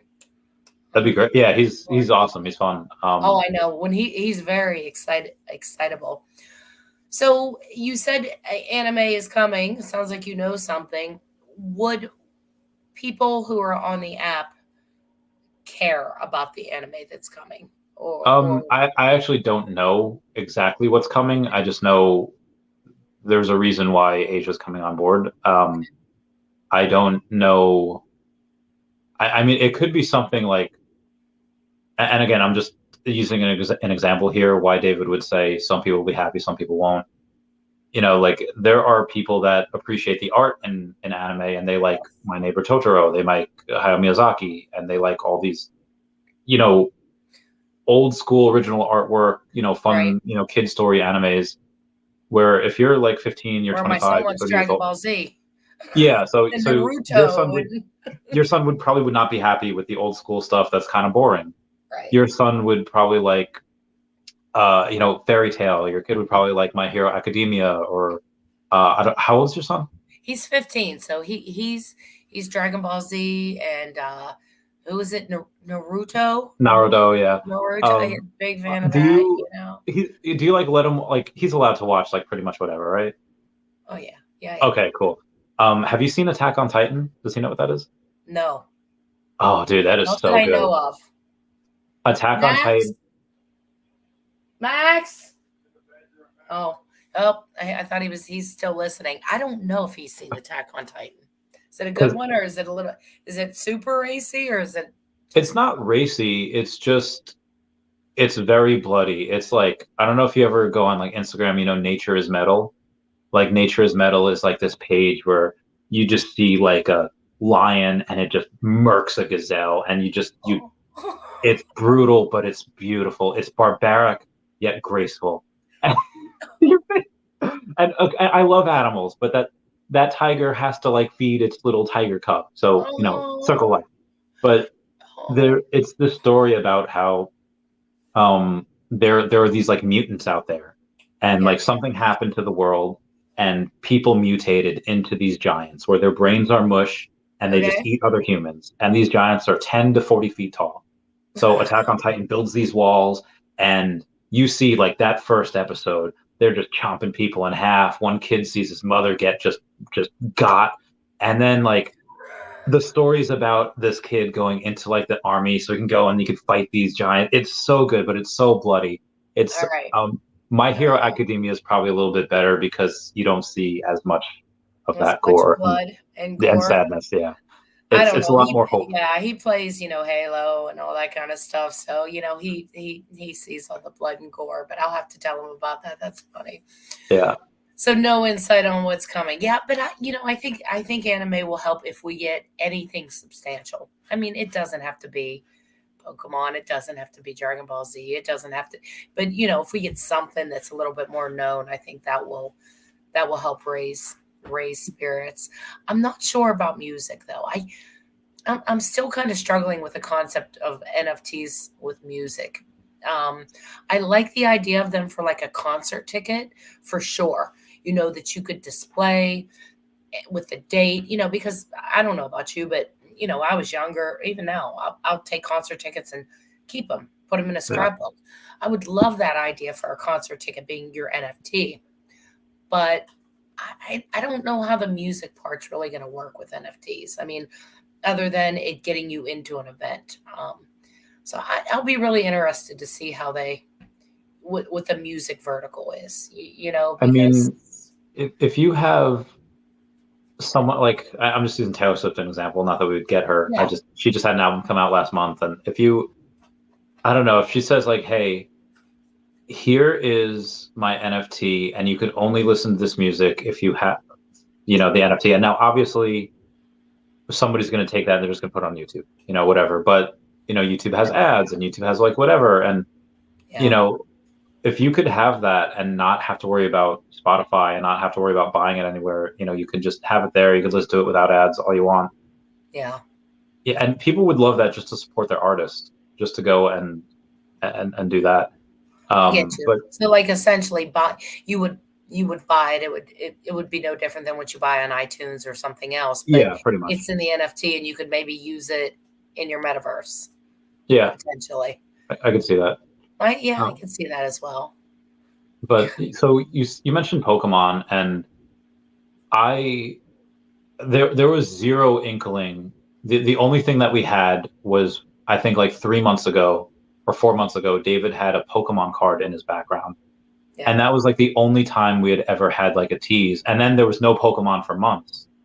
Yeah. And then you asked Al while David was there about Pokemon, and he said that they're in talks with them. Yeah. That blew my heckin' mind because like they've always just said the P word, and Alex has been 100% like we don't have the P word, guys. And it's like he who should not be named. Like they wouldn't even say the word Pokemon, and you got him to say, did you know? Like, did you have an idea that we were talking or we had them or something, anything of the sort? Well, it was the article that I read with Al that Al had provided to a reporter, and the reporter had said, I mentioned Yu-Gi-Oh, and even now, and I read the quote to him. I don't know if you remember. I said, even now, Khan gets cagey about it because he's still, trying to work with Pokemon in the future, or he's still, he's still hoping to work with Pokemon in the future, or something to that effect. So basically, she said, I wouldn't answer his question because it might jeopardize what's going on with Pokemon, and that's kind of where I said, well, so essentially, you told her that you didn't want to talk to her because this might jeopardize your talks with Pokemon. So do we Yeah. still have a chance? And that's when I think David was just like, I got it. I'm scared. I'm scared of what Al's gonna say. Oh, give us something so that Al doesn't give away the steak for free. Yeah. Because Al or David jumped in, and like you said, for the first time ever, he's like, I'm gonna take that. I'm gonna take that. Yes, we're in talks with them, and we know we haven't secured. And I was like, that is the first time anybody ever got an answer. But it was kind of because of what Al had said, in his own words just 2 months ago, and I just kind of read him back, and I'm like, you said it. You can't you can't avoid that. You know what I mean? Yeah. So, but I mean, I think it was still pretty respectful. Um, but we did get something out of him. We did. I don't Um, know. I don't know when we're getting Pokemon. that was a pretty big gamble for David to say because David has previously stated that there's no license that they've wanted that they haven't gotten yet. So for him to say that they're in talks with Pokemon, Yeah. if we don't get it, then that would be their first L in that column. So I don't think he would have said that if negotiations weren't going at least Yeah. in the trajectory that he wanted them to go. So Yeah. I think there's so much pressure too, given their background. I mean, given the fact that Al is the creator of Pokemon and he's our head of licensing, Vivi's head of licensing. Given that, what David did and that he controlled the license for so many years, there's got to be such a pressure on those guys to get Pokemon. I mean, if you guys can't get it, you know, yeah, who can? But on the other hand, the con with that is that Pokemon's so big and Pokemon's so, enormous. why would they? What would make sense for them to want to come to Veve and not just do it themselves when they have teams and millions of people on their Pokemon Go platform? And that's what kind of scares me. Why would they need us? Why would they need Veve? That I don't know. If it brings me to a point, Pokemon, or Nintendo in general, I hope that their want for money is greater than their need for like respect, or greater for them. And I'm not saying that David or Dan is respectful. They definitely totally are. But as business owners, where, if I was Pokemon, if I was Nintendo, I'd be like, hey, we'll give you our licenses, but we want these terms, and these terms are going to be hefty. And Veve already having some of the best licenses in the world, maybe it's not worth it for them to do that, because then it might upset some of their other licenses. And maybe a clause that Pokemon or Nintendo wants is that we can exit at any time, and no sense to piss off Disney and DC and Universal and all that, just Right. for Pokemon and Nintendo to find out this is a cash cow, and then they leave in 2 years.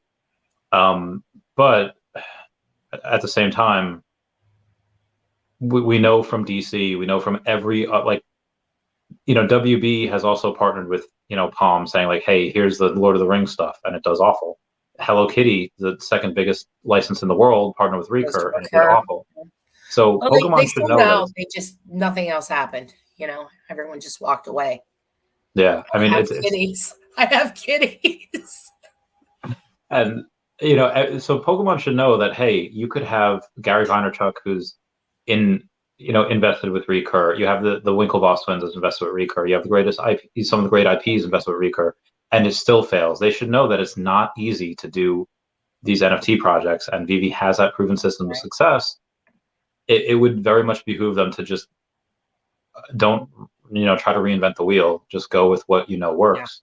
And enjoy it. And that's kind of my hope, that they might also split it up. Pokemon might be too big for just one group. And when I say split it up, is perhaps there's NFTs that go with like a Pokemon Go game that they run and that they create, and then they give us collectibles or something like that. They give us the license to certain digital collectibles, maybe certain cards, things like that. Maybe there's room for both.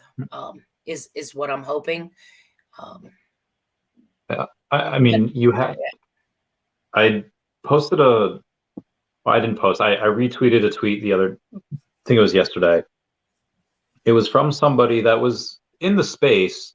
They had a pretty good following. I think it was like 800,000 followers. I don't know why I can't find it right now, but he had said like, hey, where's my NFT trading cards of Pokemon? I would go all in with that.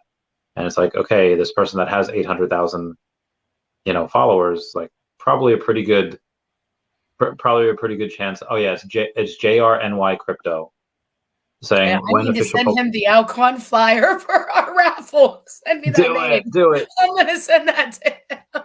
I'll tag you in the post that Please do. that I retweeted. So there we go. There you go. You're tagged. And that's just one person. Didn't you say playing would be almost impossible?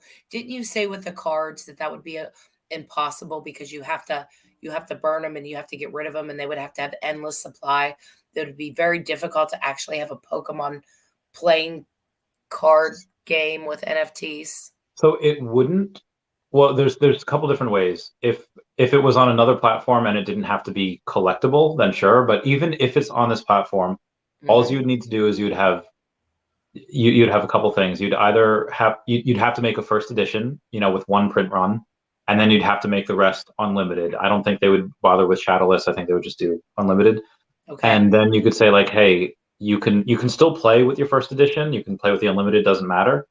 And you would just have to go and make it so that one is collectible and then one is just used for playing, but both of them can be used for playing. Like say you have this box where you're going to get in this box, you have 12 packs, and in these 12 packs, one of them will be, has the chance of being, first edition, and something like that. Because if you have a game, you need, if you want to use, let's say, Venusaur, you need like 6 Bulbasaurs, you need like 3 Yeah, Ivysaurs, and then you need that's what we're two talking about. Venusaurs. Hmm. Yeah, so you need that, and if they're super expensive because they're super limited, you're gonna have like 20 people that can maybe play the game, and then it's not gonna be fun. So you would Right. need a bunch of them. But a way to Unless you could use Omi somehow and get a certain, oh, you know what I mean? Like rent, I don't want to say rent the cards, but you know what I mean? Get in a tournament or something with Omi and you get this, you get so much of a set, or you can buy them and then play your game and then you're done. I don't know. I guess there are things we could do.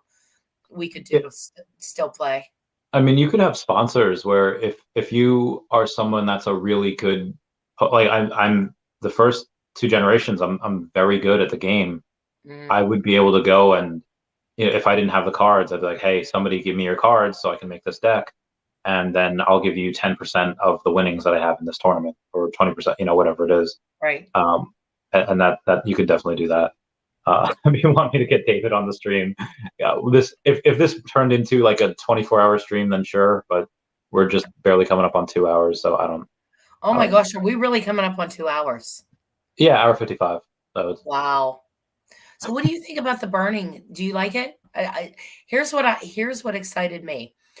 I- In the spaces, you hear a lot of things, and you hear, well, Vivi always wanted to have a store, so we wanted to have some things when new people came in, and they're never going to burn. And then we heard David say a few weeks back that a company had offered to come in and buy like the unused, unsold Squirrel Girls and such.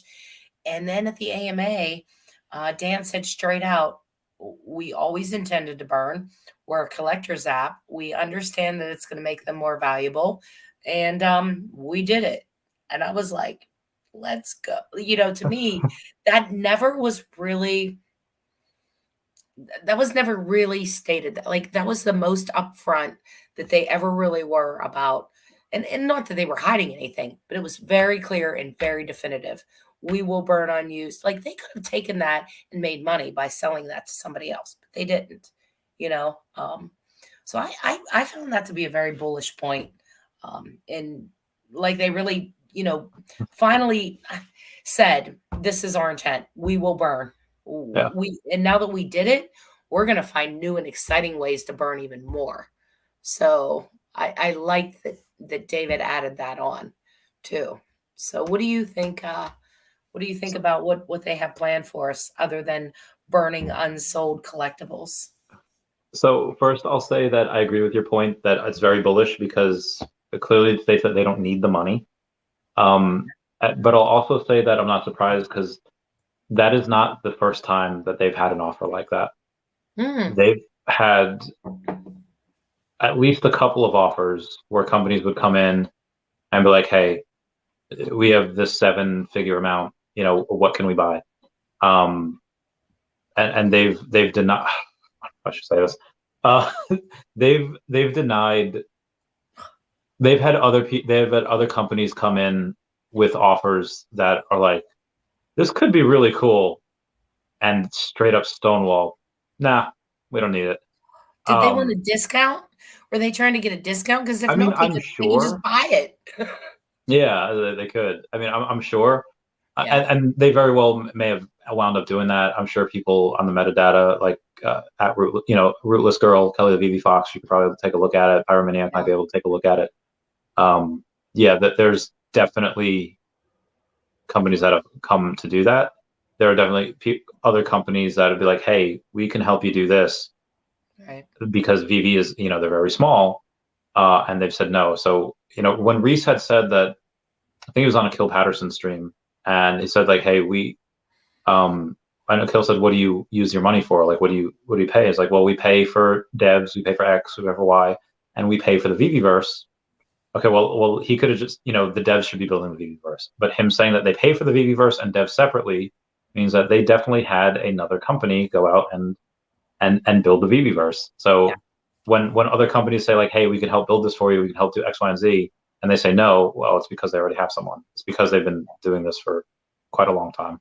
Um, And I'm encouraged by, not that we don't necessarily have the expertise to build the Viviverse, but why not, like I always say, I don't do my own taxes because not that I can't, but there's people that are out there that could do it quicker, better, and more efficient, and in less time, for the value of my time. I say the same thing about, mowing the grass. There's people that are way better, and that makes me, I'm very pleased that they're actually outsourcing it because, yeah, I'm hoping they're getting the best of the best and the lessons learned, and one less thing on their shoulders. yeah, um, it seems like Reese is pretty much dedicated now to Omi and the OUP and making Omi. At least that's the impression I got when I spoke to him. I don't know about you, but it seems like he's the Omi king right now. yeah, Mitch, as the project or the product manager, it seems like he's going to be overseeing more of, the collectibles and the way, the collectibles and comics are processed and come out, etc. Alex focusing on advertising, perhaps still communication. I'm not sure about that. And then you have David, who I think is doing most of the licensing agreements and deals. And then you have Dan, who I think is really, as COO, trying to keep track of kind of over all of it, if you yeah. will. So at least that's the way that I kind of see it shaken out right now. Who's doing what? you know? It's like that scene. You ever see Pearl Harbor, Yeah. Oh yeah. where Cuba Gooding Jr. runs over to like one of like the not the captains of the ship or what one of the officers of the ship that's being attacked, and the officer's like, "Oh, is this person here? Is this person there?" And Cuba's just like, "Everyone's where they need to be." Like I feel like right now, like that Me too. particular line means so much because everyone's where they need to be, and you have this. Um, I think we're in such a good place right now that you could have one, like God forbid, knock on wood, you could have one person, let's say, have a family emergency, or one of these places like, hey, we can't perform right now because of X, Y, and Z. Right. The company would still be fine because you have other people that can pick up the slack, and they're bound to have understudies or super, substitutions, like Right. just in case. Oh yeah. Just Um, hiring old rhubarb, hiring or Adam. Hiring. We know Brock is under an NDA, so he's doing some stuff. It seems like they're starting to get to where, when I asked Reese for the org chart, he's like, "Why? Who do you want to know about?" But I still think they're working all that out. They're still an infant company, right? I mean, they really are still in their infant stages, and I think we forget that. But it seems like they're finally positioned in a really good place. And they're looking to add more support to that. So I think they're absolutely going in the right direction. Um, I also think Vivi is extremely lucky, and I think you'll agree with me that other projects would die for is how many people are advertising and getting the word out there and helping for absolute free. In a yeah, way, you get your I'm not getting any money for this. I'm doing this for the love of the collectibles and uh, in the community. Yeah, I know what you make. You don't make much on YouTube. I mean, until you start getting we 100,000 make followers, do, you're not making much. we make You get do some beer money. I think this. Magic told me like in the past 3 months she's made like $48. Oh, So, we have all these people. I forgot NFT pirates, taps, like all these people out there doing work. Like it's freaking brilliant that yeah, that there's this army, so much so that competitors, are trying to capture our audience and that in a bottle, and it's just not happening. We'll give him an interview here and there. I interviewed Matt Mason about Bad Cows, but no one's like, you're not seeing all these channels being built. You're not seeing YouTube or Twitter shows. You're not seeing, what's the difference? Is it just, I don't know. What do you think? I think Uh, it's pretty amazing though. yeah, I would say that, and this is part of the reason why I'm okay that they're not doing marketing or they haven't done marketing. It's because one, yeah, they've had some issues that, they were on GoChain for a while, they need to go on Immutable X and, whatever. But why spend money on marketing when you literally have, dozens of people going and doing it for free and dozens of people go like, you have taps trades going on, getting Tom Baliu on. Of you getting Alfred Kahn on Spaces, you have me getting Biden's campaign manager, and then you have Darcy Donovan, and you get so many like famous people on, that you just, why pay someone, and it's why I'm okay. Like, why are people so upset that the Discord mods are getting compensated for their stuff? Like they're doing so much work for free. Would you rather them take the money that they have and pay them that way? Like it's silly. The fact that people are willing to do this for free, let them. The fact that people are willing to go, like, who was it? It was I forgot the example I wanted to use, but the example that I was using with I'll use this one. Elon Musk says like, hey, who wants to be CEO of Twitter? And Lex Friedman said like, hey, I'll be CEO of Twitter. I'll focus on engineering and I won't take a salary. Okay, you have someone willing to do a job that's worth millions of dollars a year for free, and you know him. He's extraordinarily intelligent. This is his wheelhouse. Let him do it. If Veve wants to, I'm not salty that. And I even told David, hey, when you roll out your affiliate program, and they will do that in 2023, I know that sometimes you might not want someone that's on Lucy or that's drinking on stream. I won't be offended if I'm not on the affiliate program. And David said, well, we'll talk about that when we roll it out. So. Don't stream on drugs. Actually, that's one of the things that I asked Brittany this week or last week. I was like, hey, give me like the best criticisms of like what's something I should do or I should stop doing. She's like, you got to stop streaming on Lucy, man. Oh my God, that would be my number one too. I have a list. I've been keeping a Randy list for like 10 months. All right, tell me what's on the list. Give me the list, babe. How we're going to get Randy, professional Randy. No, we'll have to have the two sides of Randy. Oh, that's funny. So you went with Brittany. Are you two? Or are you? So despite, so I'll tell the story. Is that and I love Brittany. I love her too. She sent me a beautiful note when someone was giving me hell in Twitter, and it was really sweet. So I don't know her. I haven't interacted with her, but it was really nice. She's like the best. She's amazing. Love her platonically as a friend. This started when her and her mom go cruising like multiple times a year. Mm-hmm. And she messaged me a couple weeks ago. I was like, hey, I'm going on this cruise. It's super cheap. Do you want to go on one? And I was like, I haven't taken a proper vacation in a long time. And I was like, I need one. Yes, actually. And she finds me in the gym, we say hello. Like we've actually only hung out like twice. Once was in New York as like a utility meetup thing. It was just us for like 10 hours. And then, in DesignerCon. So it was like the fastest I've ever met someone to like going on vacation with them. It was really wild, but have great conversations, great person.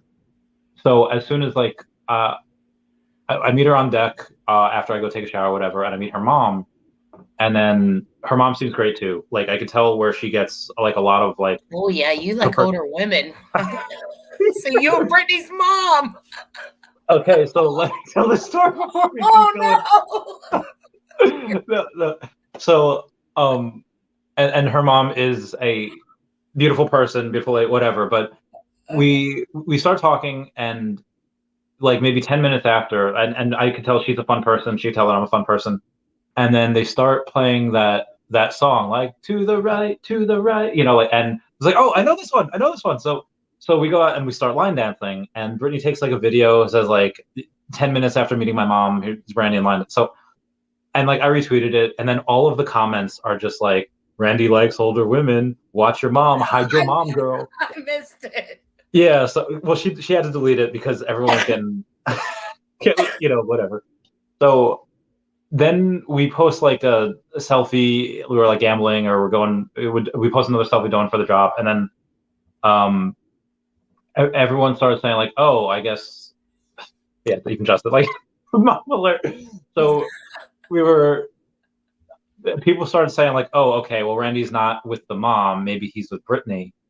And I've had this so many times where people assume that I'm with Wendy, or people assume that I'm with any girl that's on my stream. They're like, "Oh, is this the new Mrs. Randy Chavez?" I was like, "Guys, I don't know why people assume that I get these like beautiful women, because this Don't is they know about 100% us? not the case." Huh? Don't they know about us? You have a partner, and I'm messing with you. I know. But yeah, like I feel like a lot, and granted, most of my viewers are men. Of I course. feel like a lot of these people don't understand that a lot of these women that they're like wanting to ship me with are these well accomplished, intelligent, beautiful women, and um I just don't see it, and then but no, I am not with anyone in this community, outside the community. I'm about as single as you can get. I even, one of her complaints, not complaints, like criticisms, because we had talked about it. Like, hey, you're single. Why are you single? And I was like, okay, well, X, Y, and Z. Basically, the big thing. Well, there's two big reasons. One is because I'll go the physical reasons. I'm a few inches shorter and a few pounds heavier, and a few shades darker than what I think most women would really want. And when you go to the mental aspect of it, I whenever, and my last girlfriend will agree with this 100%, might even say I'm too conservative with it, that when you're talking with me and we're having a conversation, or doesn't matter if it's a space, if it's this, most people are probably getting 75 to 80% of me. And it's not like because, oh, I'm going to save 20% of my mental thing to think about something else that's more important. It's just that I don't know what's wrong with my mind. So many things go into it at once. I'm always thinking about other things, and it's not something that I can help. And, if I'm in bed at like 3 a.m, oh, I have to get up because I have this idea for video. I have to write it down. I have to get, like, you would not want to be with me or be me or be like there. So when I told her, like, I'm about as single as you can get and I don't want to be with anyone, because her response, one of the criticisms was, you should be more open to love. And it's not like I'm not open to love. I'm just, I know that even if someone likes the idea of me, they wouldn't actually like being with me for the most part. So that's yeah. Yeah, I'm not sure about that. I think you need to go find Natascia or Nadia. Wait, Wait, you oh, are need we to go talking about? find the love of your life. You're My God. Ukrainian. She was it. She was the Oh, love of your life.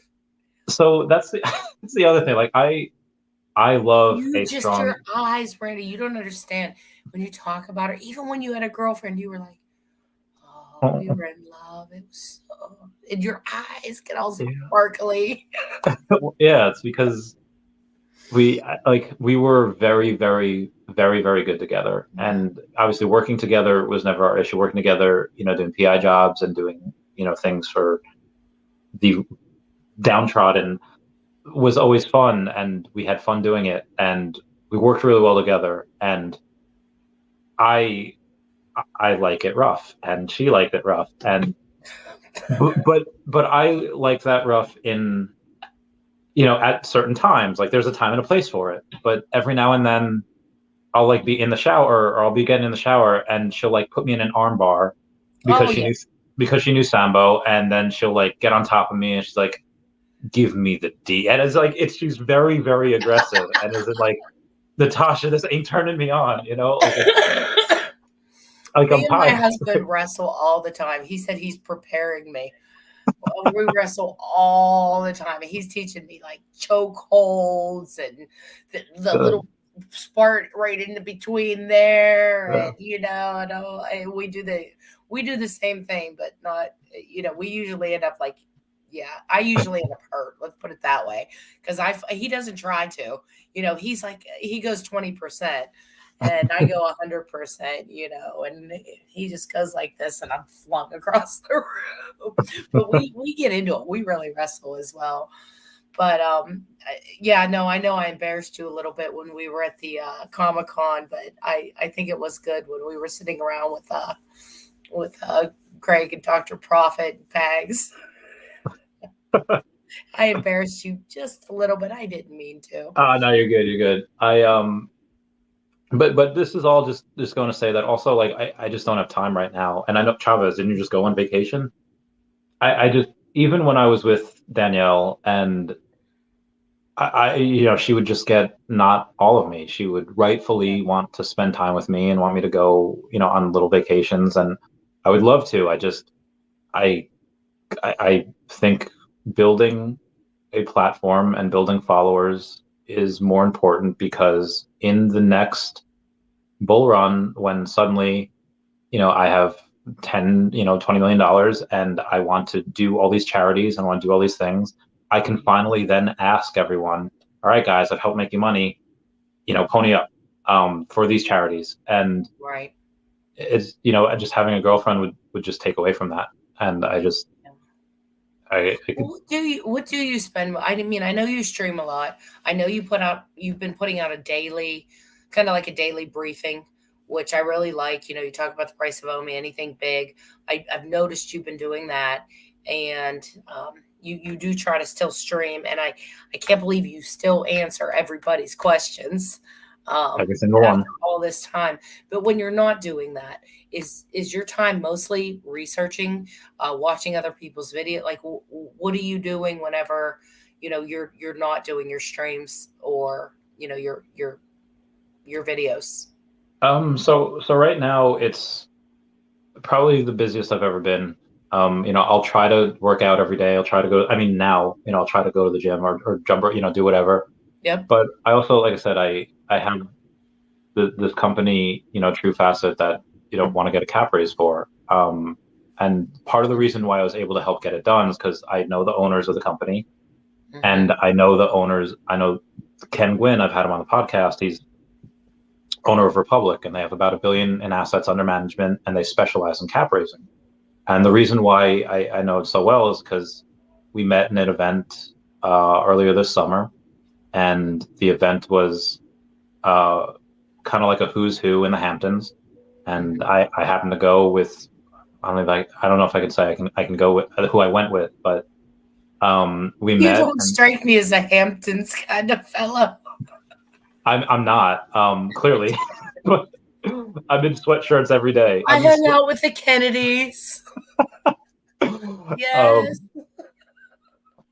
Oh, BB Bam Bam. So when I go and when I at this event, and Ken Gwynn was there, Did you go CEO. with again? I missed it. You went with.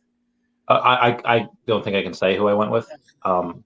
So I'll tell you after. I'll tell you after. And he, again, does cap raises for people. They're launching their token. Their token, the Republic token, is a security, and they're like, hey, we want you to be an advisor, and we want you to help on it. So I've been helping them, advising with their stuff, and I will be, once everything's officially on board and all the ducks are in a row, all of the other companies that they're doing cap raises for, I'll get a list and I will look into them, and I'll say, I'm looking into these companies to invest with because of X, Y, and Z. I'll do it on my YouTube channel. And then so I'm doing the cap raise with them while advising. And once this deal goes through, the people that own True Facet have like 3 other companies that are going to do cap raises that we'll do with. And then I have a thing with Alcon, which I've been trying to go and do. But so I have that, and then I have,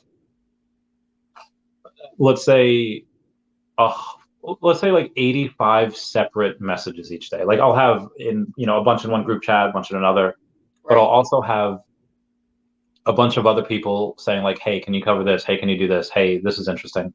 Right. So as far as researching, I actually, when I first started this channel, I would go and look at everything else. And now I don't necessarily have to because information just comes to me No. 24/7. Yeah. So it's looking into other things that people say that I should look into. Right. And, you know, that in conjunction with trying to see friends. Like I have a couple friends that are a little PO'd at me because I don't have I Time. went on vacation for a week with someone that, you know, I haven't even known for like 6 months, and I haven't seen them in that time, and it's like I feel so bad. But so that's also another reason why the girl why I can't. And Vivi Fambam says, Randy, that is your male instincts. Men are the providers. At the right time, you'll find someone who fits. And yeah, so like yeah, maybe. Oh my gosh, that's too funny. I know what you mean. Like sometimes I'll go into spaces and I really won't have time, but I'll look at the pinned tweets. You know how Mhm. they pin up top, and sometimes I can get a ton of information there. Like, oh, I'll do that if I don't have time. I like to do that to get quick info. I still like to watch, some videos. I always try to catch the team. Anytime that Reese or anybody's doing anything, I try to hear them firsthand. Um, like I know recently, like with Cavell, it started off like, he kind of started it off with the mods and, kind of that potentially being an issue. And then I think we found out later that it was disclosed in Discord. Yeah. And, if it's legal and it's disclosed, there's nothing wrong. I know a lot of the community is still a little bit upset because they didn't know about it. But a lot of the community doesn't go into Discord either, Yeah, So and that's on them. yeah, then that's on them. So I'm going to reverse it, Uno reverse card, and say, how long have you been with your husband? What what is your level of love when you first started dating compared to now, and how do you define love? Whoa. Okay. I have been with my husband now for 3 years and 3 weeks. Oh, happy anniversary. No. We got married 2/22/22. Oh. Prior to that, I was in a 25-year marriage. And I met him about 3 months after the marriage. Yeah, the first one left. Yeah. And I met him 3 months later. We talked for about 10 days, and he was waiting. I pulled in, and he was waiting outside to open the car door for me. And as soon as I saw him, he gave me this big hug, and I can't see very well. And we were walking across the street, and he grabbed my hand, and it was just the thing that they say that I thought was horseshit. I will admit, he's a romantic. He's true love. He's all that. It was just like, it was just like that. Okay, so before we get to the next questions, that I just previously asked, being in a relationship for 25 years, suddenly 3 months later, and you're ready to jump back on the horse? That a horse. I mean, it's just for me, like I broke up with my girlfriend of a year and a half back in May, and I am not. I will probably. I don't think I'll ever be in another relationship. I had been with my husband since I was 14 years old. Oh, wow. He wasn't my husband when I was 14. Yeah, so I did an engagement ring on my finger my sophomore year of high school. Wow. So, it had evolved into the marriage, the friendship, the partnership. But the thing just wasn't. You know what I mean? Like the fizzle it was comfortable. It's like your comfortable slippers, and it just we just weren't happy. Wow. I mean, we were happy in the fact that, but it was too much of a friendship. You know what I mean? Too much of just a companion. Yeah. And that's when we're like, you know what? We deserve more, a little bit more. And as soon as I met him, I dated. I didn't mess around, Randy. I don't mess around. I dated a couple guys for few times, and it was good. But as soon as I met him, uh, it was just chemistry out the door, and it never ended. I mean, it never ended. I still want to jump him every day. I still do. Okay. Every So there's a quote or like 2 lines of dialogue I want to recite before I go on that next question. It was Taub and somebody else from the cast of House. They okay. were talking about love, and one was like Muslim, where they don't meet their bride until the day they Like until the day they found. I know what you're talking about.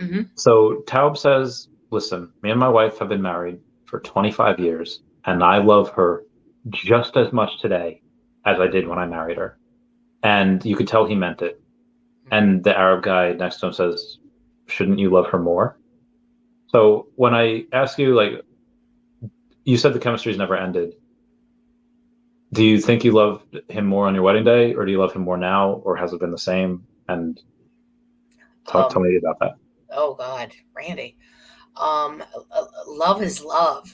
I mean, what would I do for him? The way I look at love is, you're going to do anything within reason. You know what I mean? For your partner, I'd lay down my life for him if it came to that. Um, I don't know to say love more, if that's even, is that like more perfect? You know what I mean? Like, to me, either you love someone or you don't. It's like you're pregnant or you're not. I don't know. I mean, I love him. I would do anything for him. I try to make him happy. I write him little love notes. He buys me flowers. To me, do I love him more? I'm going to say I love him the same as probably the second date. But, my oh God, I don't even know how to put it.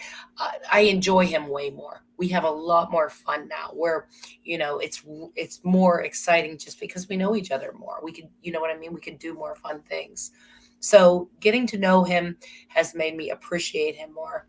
But love's love.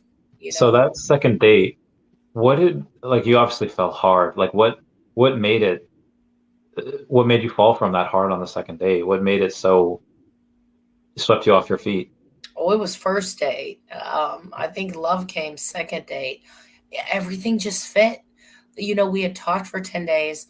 It was like yin and yang kind of thing. Everything fit with us, just silly coincidence. We had same number, but like, we just sat down and we looked ridiculous. I had a hand like on his, I had two hands on his legs. He had his leg, and we had our heads. We were watching the Steeler game. Like, we looked ridiculous. Like, I would have punched somebody in the face if I saw that before I met him. Like, it was sick. You know what I mean? And he insists on sitting on the same side of the table. He sits, booth. We sit on the Yeah. same side of the table. Same thing. I would look at those people and I'd be like, they're so fake. They secretly hate each other.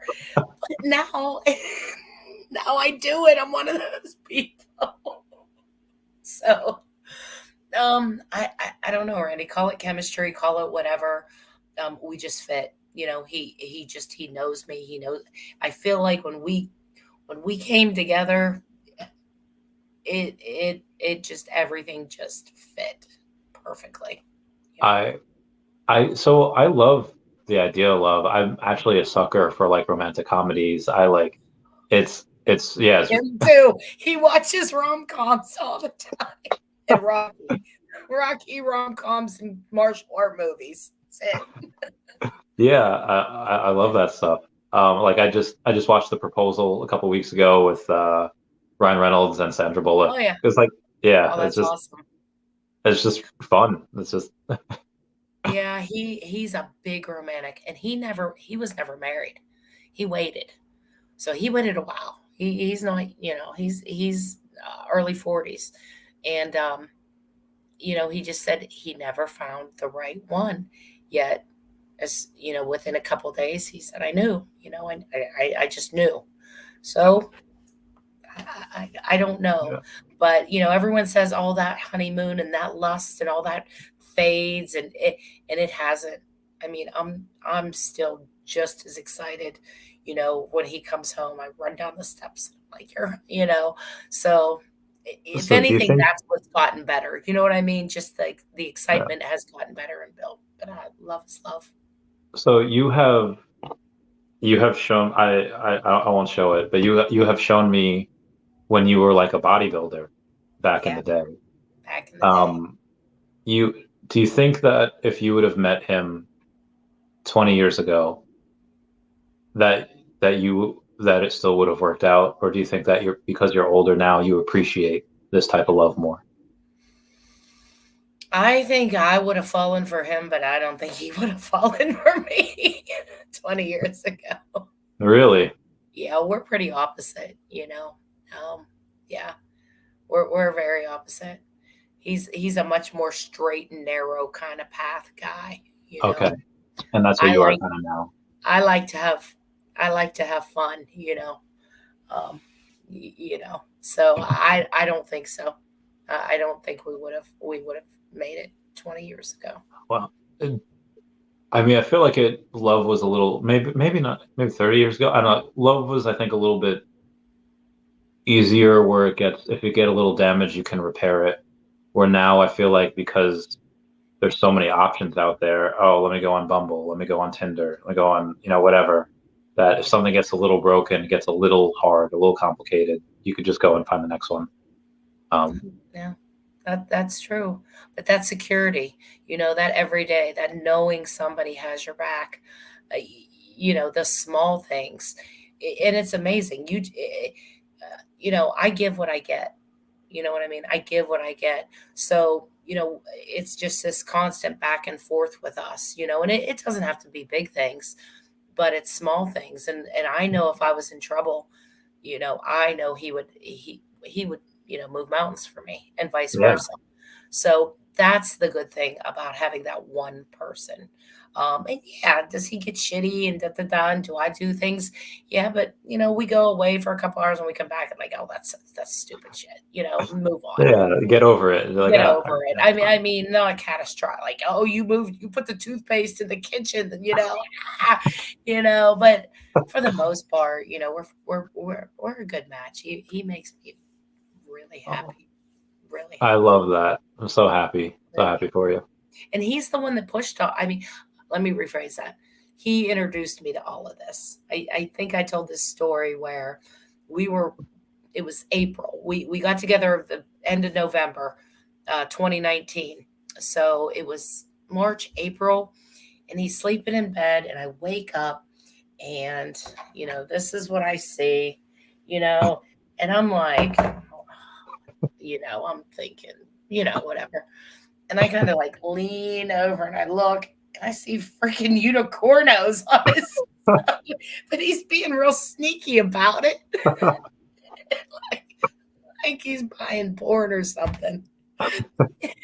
So, you know, finally, you know, he told me about it and showed me some stuff. And I just was like, no, just no, just no. He just kept pounding me with videos constantly. I'd get bios of Alfred Kahn, you know, every single damn day he'd send me stuff. So I started looking into it and I knew, and it still looked good, but I still wasn't in.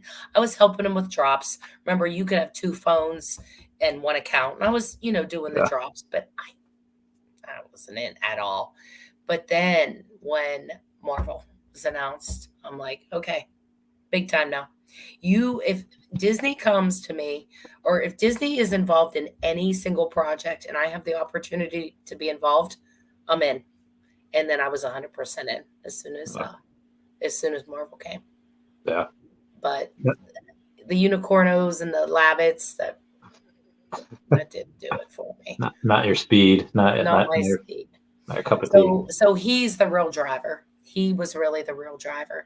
And then once he got me hooked, then that's when I start watching you and like I said, everybody else and just spend hours and hours and hours. And then I wanted to talk, like it's hard because you'll talk about something, and I know you can't help this, but you'll talk about something and I'll be like, oh, and then like you'll get down 35 minutes and you'll be like, what the hell does that I mean? forget. And Yeah, I I'm forget like, Randy, that was from 35 minutes ago. You know? So, I just wanted to dialogue. And yeah, that's when I got into Twitter. And, I came in kind of hard on Twitter. yeah. And And oh, so before also that was not like that was definitely meant as a compliment, as you going, yeah, going on Twitter in April, and then I think last month having Alcon on, that 100% a compliment, because I don't think anyone else could have done. Nobody else has done that. The only other people that have even had Alcon on their, you know, a Reese. particular avenue have been me and Thomas Crypto, and no one No, else has been able to do that. And no. yeah, Yeah, I was kind of the first to bring him on, but once again, you can't sit back. I think somebody had asked Reese in a space he was in, why are you guys going to all these spaces? Why don't you ever come in here into this space? And Reese said, because no one ever asked me to. well, And I was like, no one ever asked him. So, that's kind of just part of it.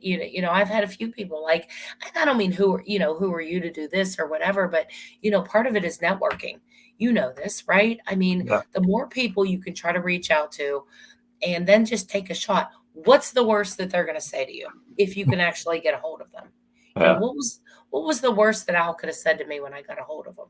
No, thank you. Okay, and I walk away. So that's kind of what I learned. I learned that from Dan. Is it Schwabel? I don't want to Shawbel. miss Schwabel. Watching him, that really gave me inspiration to start going after some people and getting them on, because Dan had talked about how he asks 50 people a week for interviews, and he files it, and some answer but most don't. So then he's on a schedule. 60 days later or 90 days later, he'll send another email, Yeah, and he just keeps doing that grind over and over and over again. So I'm like, well, if Dan could do it, yeah. what do I He's have to got, lose? God, he's had everyone. Kevin Smith, Gary Vaynerchuk. He's had Chelsea Clinton recently. Like, dude is absolute top tier when it comes to getting people on interviews. The only thing I wish is, I wish the interviews would be longer, because he's very good at what he does, and he limited to 5 questions. And I want to see him, like when he came on, my he did like a 3 or 4 hour stream. Yeah, He has so much knowledge and so much data stuffed in his brain. Like he'd be so good at the long stream things. Just, I guess part of the charm is most people are like, oh, okay, I only have to spend 5 questions on it, and that's why they do it. yeah. Maybe. But he's definitely the reason. Like I said, and you had him on the stream, and he was just talking about that. He goes, I get doors shut all the time, but I keep trying. I keep trying to find ways to get to them, through email, through LinkedIn, through Instagram. And what's the worst that could happen? And if they don't answer you the first time, put it on your calendar and send it again in 90 days. Yeah, Um, so that just kind of inspired me to say, what the hell, what's the worst that can happen? So so far so good. You know what I mean? So yeah, we have Al and his wife Wednesday. We have Emoji January, first week of January. He's, like I said, he hosts Back of the Class on Thursday nights on Twitter. And Veve Magic is going to be on the Queen's Court, and David in January. So, yeah. Can't wait for that.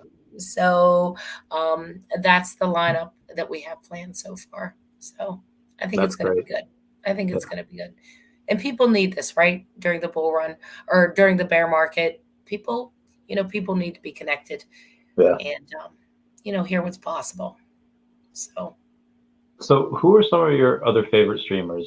Is it like Chad from NFT Pirates, the Asian Dans, the Taps? Taps hasn't done. I think the last thing Taps did was the bathtub stream with me.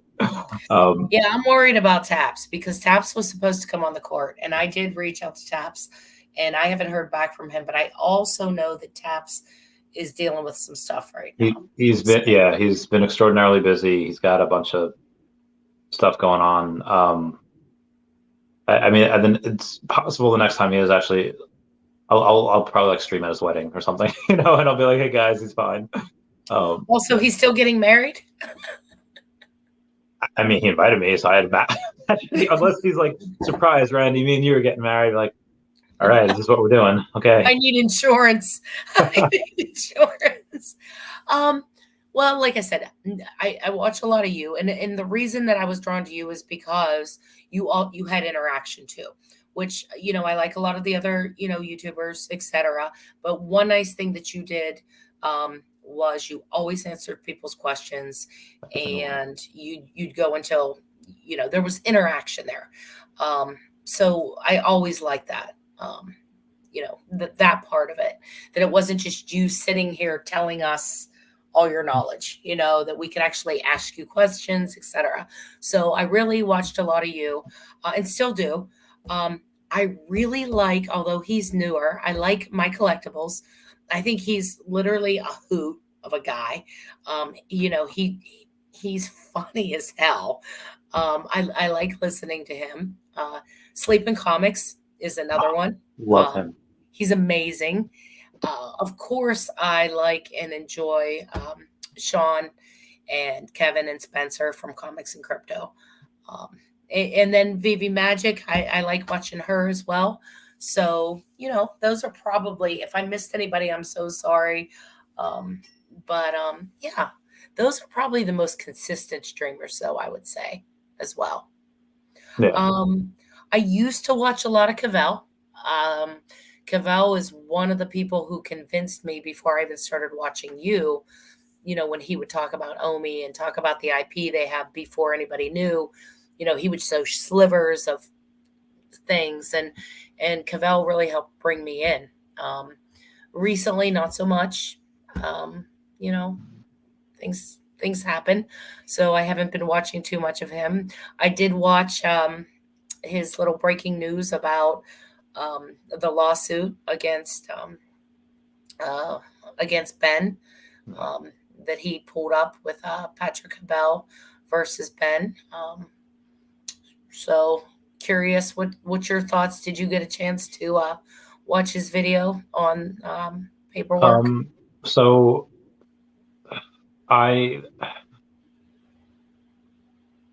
if anyone wants, they could just pay for the documents of the court case and they can go and review it. Basically, what happened was that this one guy, Patrick, happened to go and he wanted to buy a whole ton of Omi, and he wanted to go and do it with an OTC trade over the counter. He didn't want to do it, and he wanted to buy it and not move the price. And he looks at all these wallets and he finds this guy Ben who scammed Earth 2, scammed Akomi, just known for scamming like 8 other different companies. And he knew that the lawsuit was like happening, but he thought the lawsuit was settled.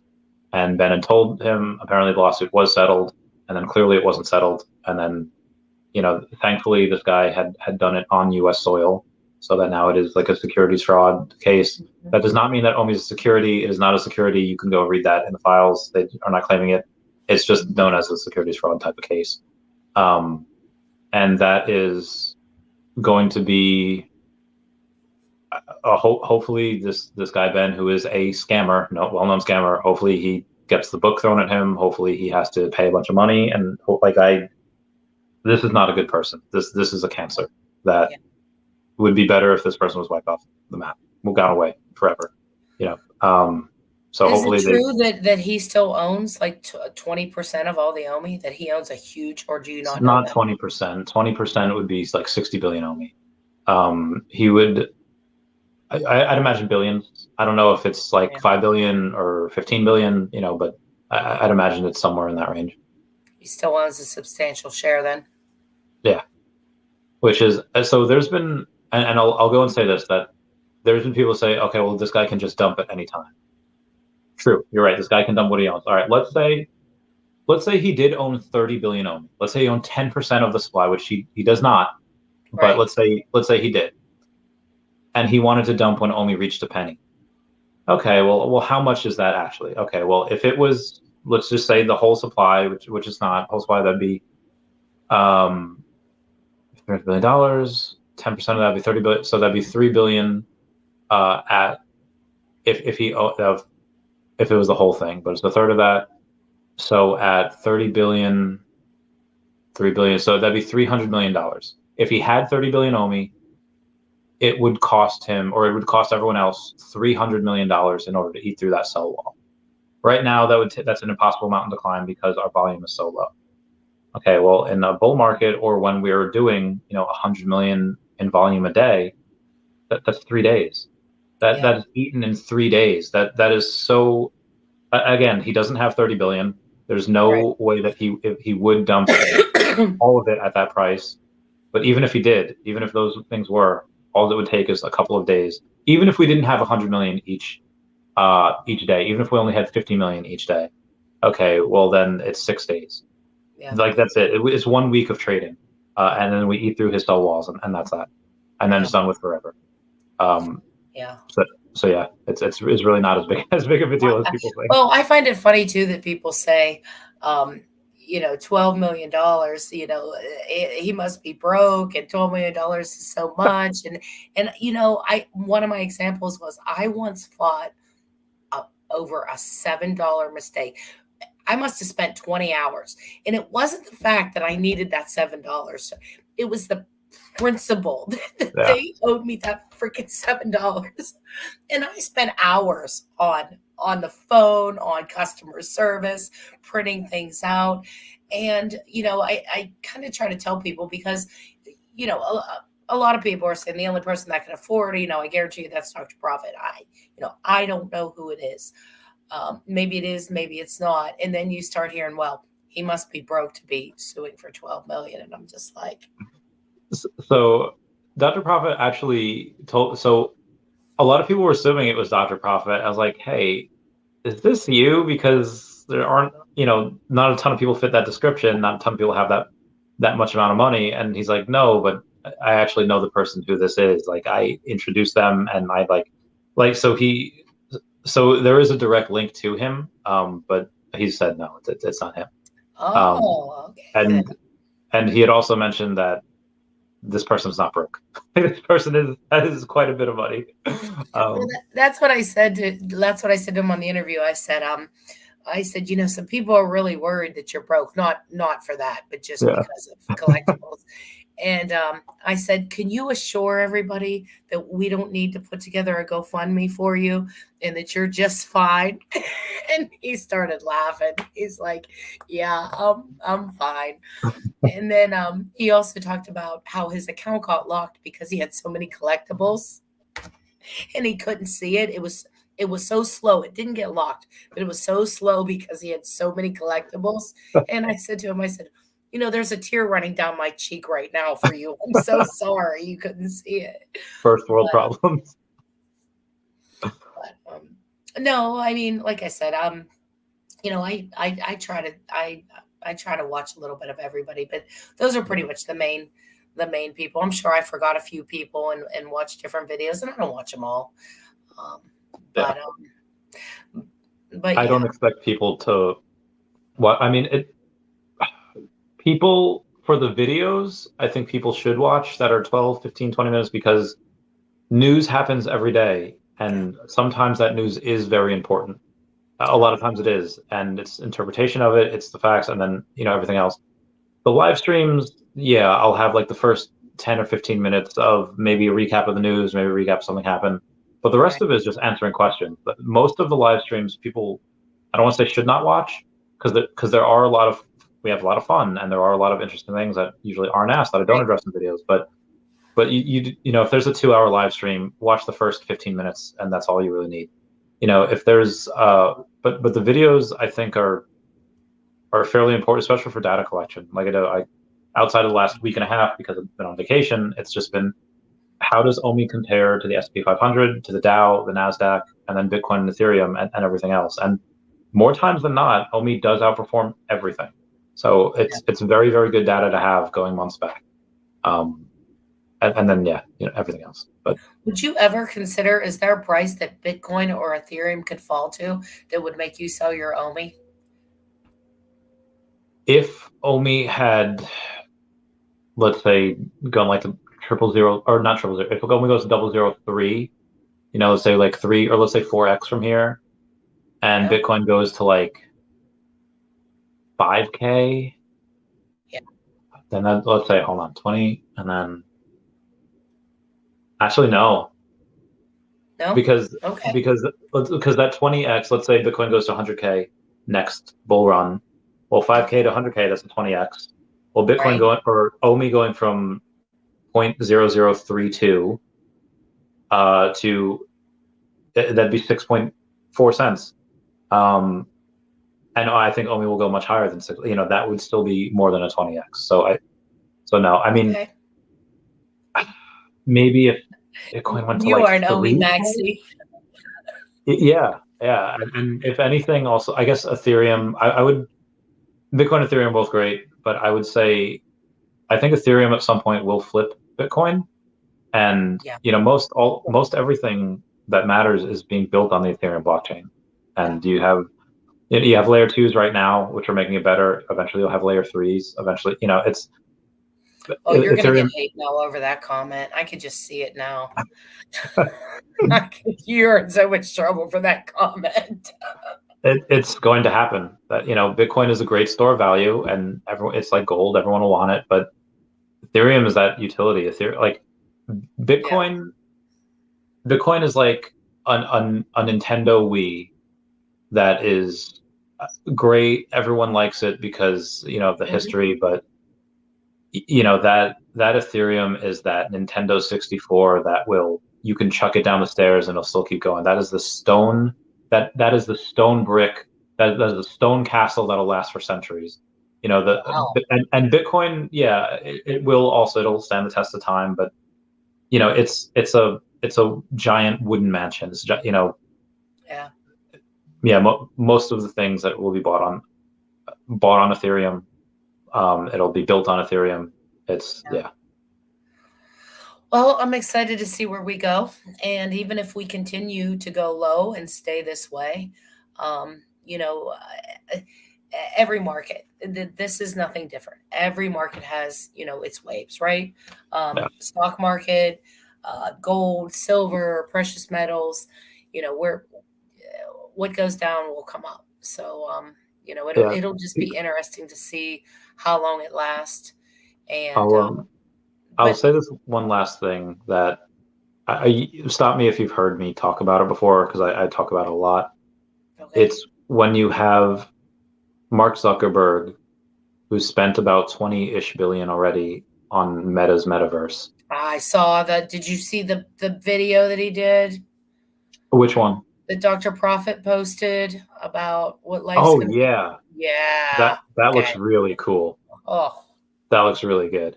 And, does. obviously, okay, it's working. You'll get that. Yeah.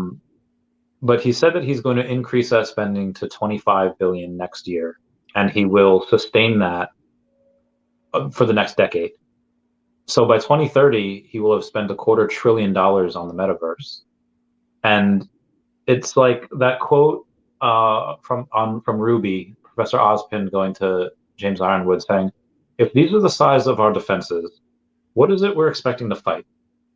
If this is the size of the investment, what's the return going to look like?" If you go and you say, "Hey, Apple spent about $3.5 billion on their first iPhone," and they did that because they knew that iPhone would generate profits for the next generation iPhone, and they'd roll it over. Same thing with Tesla and their cars. Right. Tesla spent, I think, 25 billion on their cars, Right. total. So, and the profits of the new cars fund the new ones, and so on and so forth. The only other time that any other company or entity has spent $250 billion is really NASA, is really the U.S. government, and space projects. So clearly, the metaverse is going to be worth multiple trillions of dollars, and collecting is going to be worth $1 trillion by 2032. Yeah. There is no way that we don't get a portion, if not a decent minority, Given our percentage wise IP. of those trillions of dollars. Yeah. And I feel like nobody sees that yet. I feel like people are just looking at, they're pricing in a lot of the FUD for the next couple of years, which is fine. And a lot of what happened with FTX and Luna might have set us back a long Sure. time, which it did. Sure. But they're not looking at the future. They're not looking where Ethereum and Bitcoin are going to have, $10 trillion market caps each by the end of the decade. And they're not looking at what we're going to get a part of that. Technology, because of Moore's law, as time goes on, the amount that the cost like halves every It's like 18 decreasing months. and the ability is exponentially increasing. Yeah. And then Yes. because of rights law, you have Yeah. I see this so clearly. I see it as clearly as I see you, and you can't convince me that this won't happen. But barring nuclear holocaust, alien invasion, this is Of course. so. Well, I think Dr. Prophet had said that, and I'm going to have to ask him how they went. I think he said he had an $8,000 pair of Apple glasses that he's waiting to try out. So, like you said, that's going to be probably the first iteration, just like the first iPhone was, I don't know, 10 grand or some crazy amount. So, we're going to see those things slowly get more affordable. But I'm going to be curious to see what his impression was for these $8,000 glasses. I'm curious as well. I'm going to go see him next year. Hopefully he lets me wear them. Hopefully he gets it by then. He hasn't even opened them, or he doesn't. Maybe he doesn't have them. He said he hasn't tried them. Okay, yeah. So hopefully he lets me $8,000 glasses. It's like use it next year. We're like, that'll be great. It'll be fun to stream. Amazing. But hopefully in 5 years, those will be like $200 glasses. Like TVs are pretty much disposable now. I can't stop my husband. We walk through Walmart and he's like, look, a 60-inch TV for $199. Why not? I'm like, why? He's like, it's $199. Was that him in the background? I'm sorry? Was that him in the background that I just No, heard? that's my son, Max. He's sick. Oh, yeah. He was down there watching. He was really excited for today. So yeah, I love that stuff. I love playing Mario Kart on a 60-inch TV. Like that's amazing. Like watching the MCU and Avatar on that. It's great. And but what I think will really expedite this process is when Apple goes and they say, hey, doctors are saying that one of the consequences of the technology age is everyone, their heads down like this, looking at their phone. You're not going to have to worry about that with Apple glasses. And they're going to hire a bunch of doctors. They're going to hire a bunch of specialists to say, like, because of these glasses, you don't have to be down. You're going to be taller. You're going to, and they'll market it to all the simps. You're going to have such better posture. You get more women. Like, it's going to be wild. You're going to get more women with the metaverse. It's right, though. I feel like if I'm like this all day, it starts to hurt. Even my damn hand starts to hurt from this thing. So I would love to see voice command, voice interactive. Oh, it's going to be great. I definitely see it. I just don't know when. Yeah, and that was not a lie. Like, it's not a stretch of truth. When people are able to go and flex that they have X amount of money, again, how do some men that aren't attractive get women? A lot of money. If they flex what they have, whether it's cars, houses, or NFTs, that, oh, you have one of those, and that it's worth six figures without you saying, hey, I have $800,000 in my bank account. It's that flex helps. Yeah, and I think that can go both ways. There's some women that have some trophy husbands too, Randy. It's not just, it goes both ways. Yeah. So, did you notice that the Coke truck was on David's background, and now we're going to be getting it? Yeah. Yes. And are you excited? Yes, because there are other things that were on there were Mumbot, which we know we have a. Yes. Yeah, so we know we have a partnership with her, so I can't wait for that. Funko was one of the other things that we saw on his thing. It was the little version of this. I don't know if you could see. Oh, is that not Disney Arena, Disney Mirrorverse? Yes, yeah. He had this figure on his desk, but the little one, the 5-inch one. The Funko one, or there wasn't a Funko, right? It wasn't the Funko. It was the actual Disney. This one, the actual Disney. This one's the. Wait, why can't I? there. The Disney Mirrorverse version of this one, Mickey, but it was the little Mickey. There's two heights. So and then there was obviously the Pokemon stuff that he had, but a fan did give him. But even though a fan gave that to him, he didn't have to put that in his background. Like he could have said, "I know what this will do," and he could have just put it under his desk or wherever. But he put it there. But he did say, I want to preface this by saying, do not take anything behind me as any kind of sign. But then they release 2 things that are behind him. Yeah. Yeah, I'm excited for the Coke truck though. I am. I want to get one of those for sure. I want to get a Coke truck. Yeah, I want to get that. I can't wait till tomorrow when we find out the numbers on it because I like vehicles. I like I outside of some of the Aston Martins and I think the Glider, I have all the vehicles. I have the cheap Aston Martin, I have all the Ecto ones, DeLoreans, and all that. Us too. I mean, We when you all have the vehicles, the flying DeLorean in the Viviverse, you can't tell me that they're not gonna have that. Like you can't tell me that these things won't be drivable. Thank you, Elvis Havley, saying much love, Randy and Lori. I'm a trophy husband, arm candy.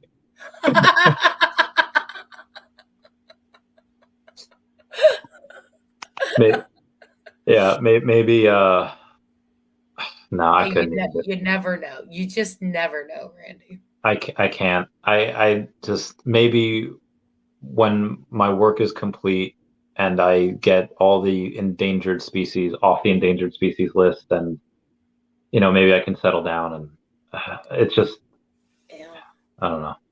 I don't know. It seems like though, do you like the idea though of potentially finding a partner that is in this world with you? I know it makes my life so much easier that I have a partner. You know what I mean? Like he's sending me, Randy said this or Vivi put out this. I mean, do you think that's something that would be, I don't want to say required, but do you think that would make it more tempting? Having a woman that's also into this and know me and understands what that maybe. So it's, this is hard because yes, it would be fun to have a friend that you can, boink, and that you can, you get excited to do all these. To me. Someone that you could do all these things with, and then also, have the fun on the side. But, at the same time, just in that particular view, I don't, I don't need a girlfriend for that. I have a whole community to do that with. I can go live and do it with everyone. I can. Yeah. And as far as like the household stuff, like, yeah, it'd be so great to come home from the gym. Oh, I have a meal ready for me. Or like, I have come back from a run. I have laundry done, and I could just get an au pair I could just get a maid for that. Or if I have someone to take care of the pets, I can get an au pair for my pets. And then, like I don't need that. And again, I love love. I love the idea. Love is one of the most beautiful things the universe has to offer, and it offers so much. It offers so much beauty.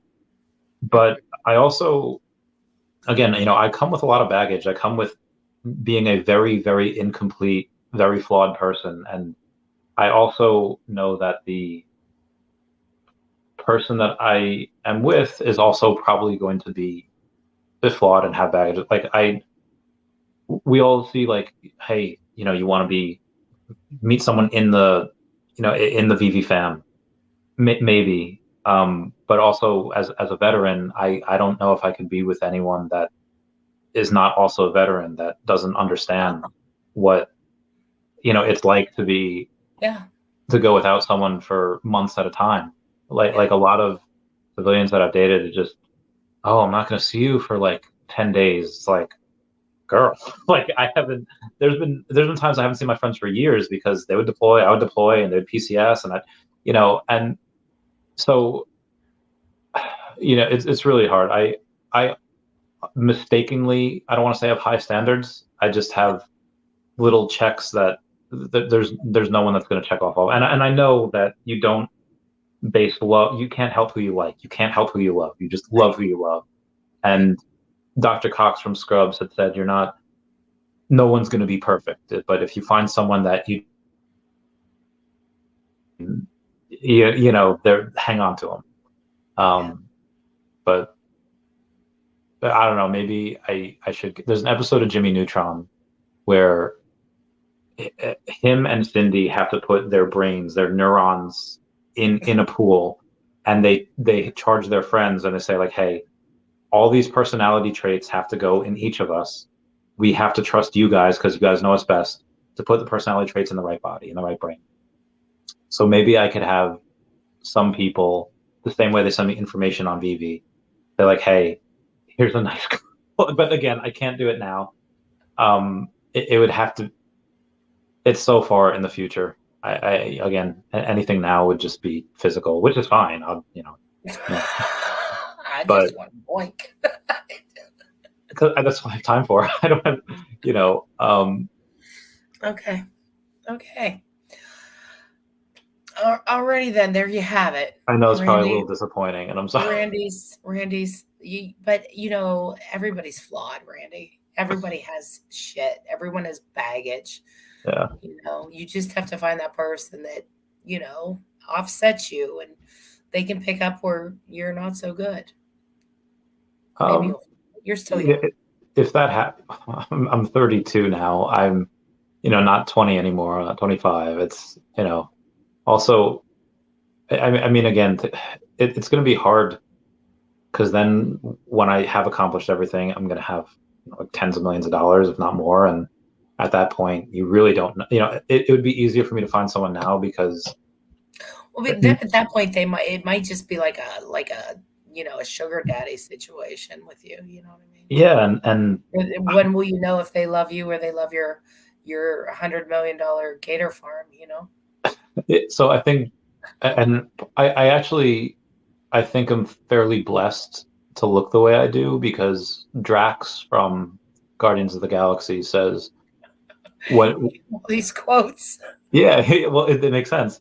He says, when you're beautiful, you don't know if they love you for you, but when you're ugly, you know they love you for you. Beautiful people never know who to trust, and it's like, wow, yeah. So neither do rich people, though. So you know what? Get on it before Omi hits $1. I know this is why now I need to find someone now. But again, that is so low on the priority list. It's but Kelly Boudreaux says you'll find a woman who can quote more movie lines than you one day. Maybe. Yeah, it's not going to be me. You mentioned Scrubs, and I thought of the episode where what's the guy that you mentioned? Dr. Cox. Dr. Cox. He had brought someone home and they were in the shower and his wife, I loved his wife. And she came in and he said, hey, honey, such and such is in the shower. And she goes, oh, it's my birthday present. That's the thing that I remembered from that show. But that was a good show. The Scrubs was good. I loved the ending too. The ending was great. I don't like endings. There's too many feels. Oh, I loved it. And then the song they played Wedding Rings Wedding, yeah, You Can Give Me by Peter Gabriel, The Book of Love. They played that at the end. Oh my God, it was great. There's so many feels. There's so many as much as I love like romantic comedies and I love things that make you feel because it's so something that didn't exist before was thought up by somebody. Moves you to that emotion, and it's like a miracle in itself. But I also don't like feeling like that. I don't like that. I mean, I love it, but I hate it too. It's like, damn, I'm so weak. I'm moved by this fictional thing. You and Will have a lot in common. I'm going to tell you, you guys have a lot in common. It's funny. It's so funny. He can quote like the whole Rocky IV movie. Like, I don't know, you two just remind. He is always quoting movies. Like, oh my God, you guys have so much in common. The rom-coms. I'm like, seriously, the rom-coms? He's like, I love them. He's a big guy too. You know what I mean? But he loves Christmas rom-coms too. Do you watch those? He's a big teddy bear. He really is. Yeah. But he's also a fighter, like you. You know what I mean? So you guys have a lot in common. It's funny. Yeah. I enjoy that. Oh, Millie T says, hello, sweet queen. Your lord in the north here to bend the knee and give my regards. Lord O'Malley was fudding today because Lord O'Malley did not receive one of his drops. So he was venting today. So we will excuse him for now. But yeah, Oh, we had some, and that's kind of just tying it back, Randy, to the fundamental thing that we talked about. You know what I mean? If you get when you start messing up the fundamental things, that's when people start losing the trust, and little things like that creep in and allow certain individuals to just come in and go, see, they can't even do this right. See, and they shouldn't be bothering with that shit. If something bad's gonna go wrong, it should be big. You know what I mean? Like, yeah. the whole community should not be up in arms because they dropped 40 extra t-shirts or something, like, Yeah, and they do on the Twitter. Oh my God, I I mean, know. I see it. people like are up in arms, like ready to storm the damn castle. And it's like, if you guys just fix that, it will help me so much dealing with in the Twitter streets. you know Yeah, do the basics.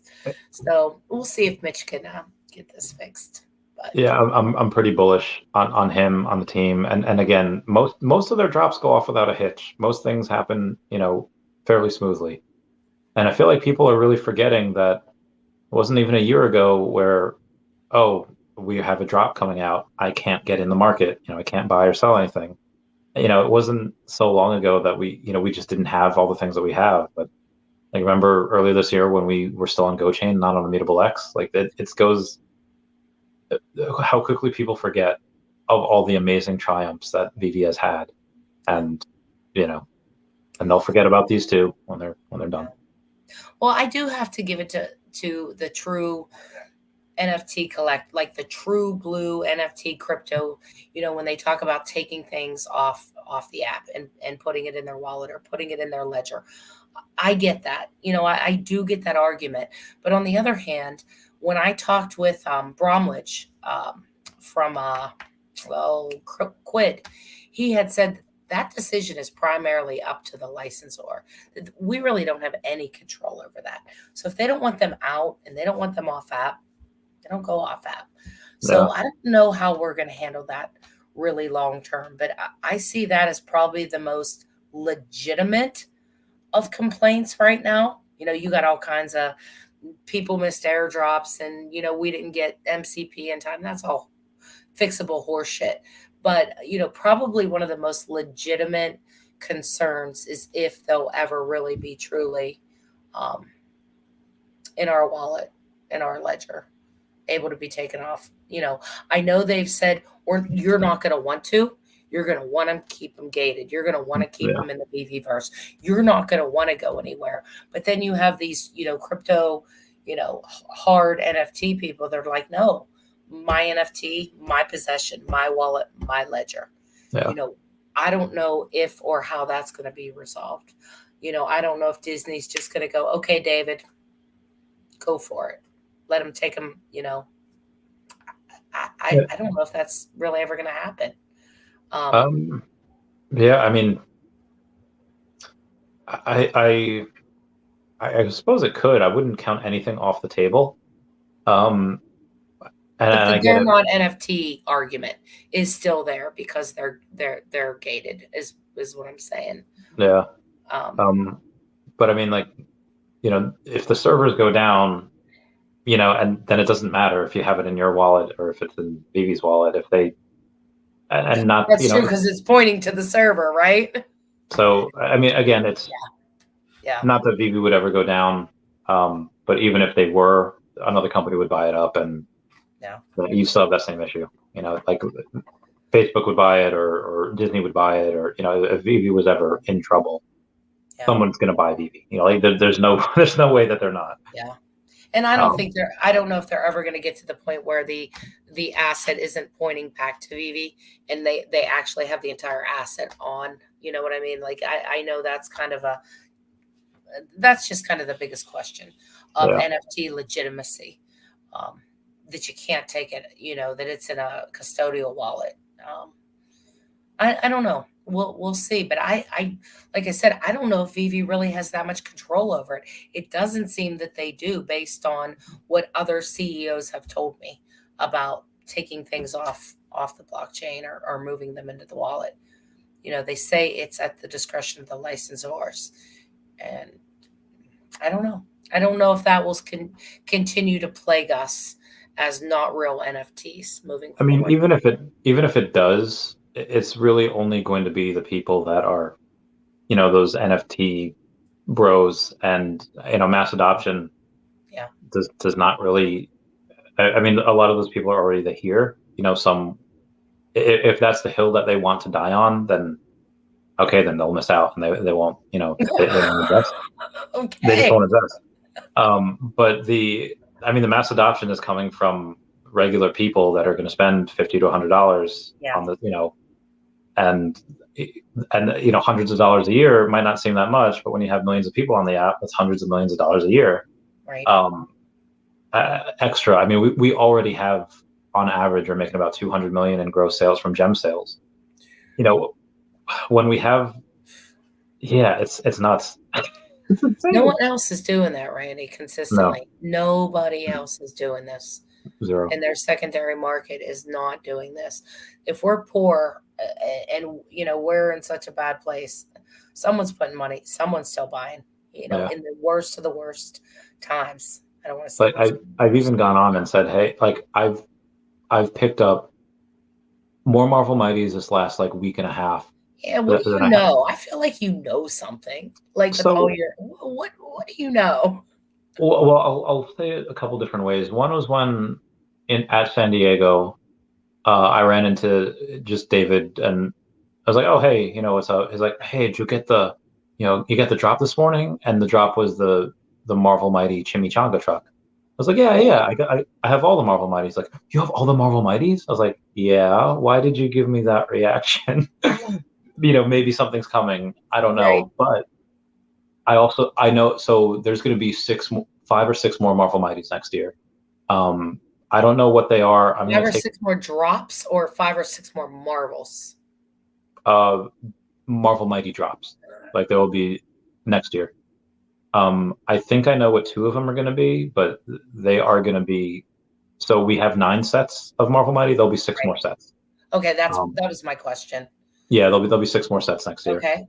Or 5, but so I think one might be Ant-Man drop, and one might be Guardians drop. But there could be a bunch of others, and that might not be them. But either way, what I've noticed is that you have some of the first sets, which is granted first appearance Steve Rogers and first appearance, Fantastic Four, which are amazing, but their commons have 28,000 mint runs, where you have these commons, which are not the same characters. They're not, but they are first appearances, and they are but their commons are 1/7 the price, or 1/7 the mint runs at 4,200.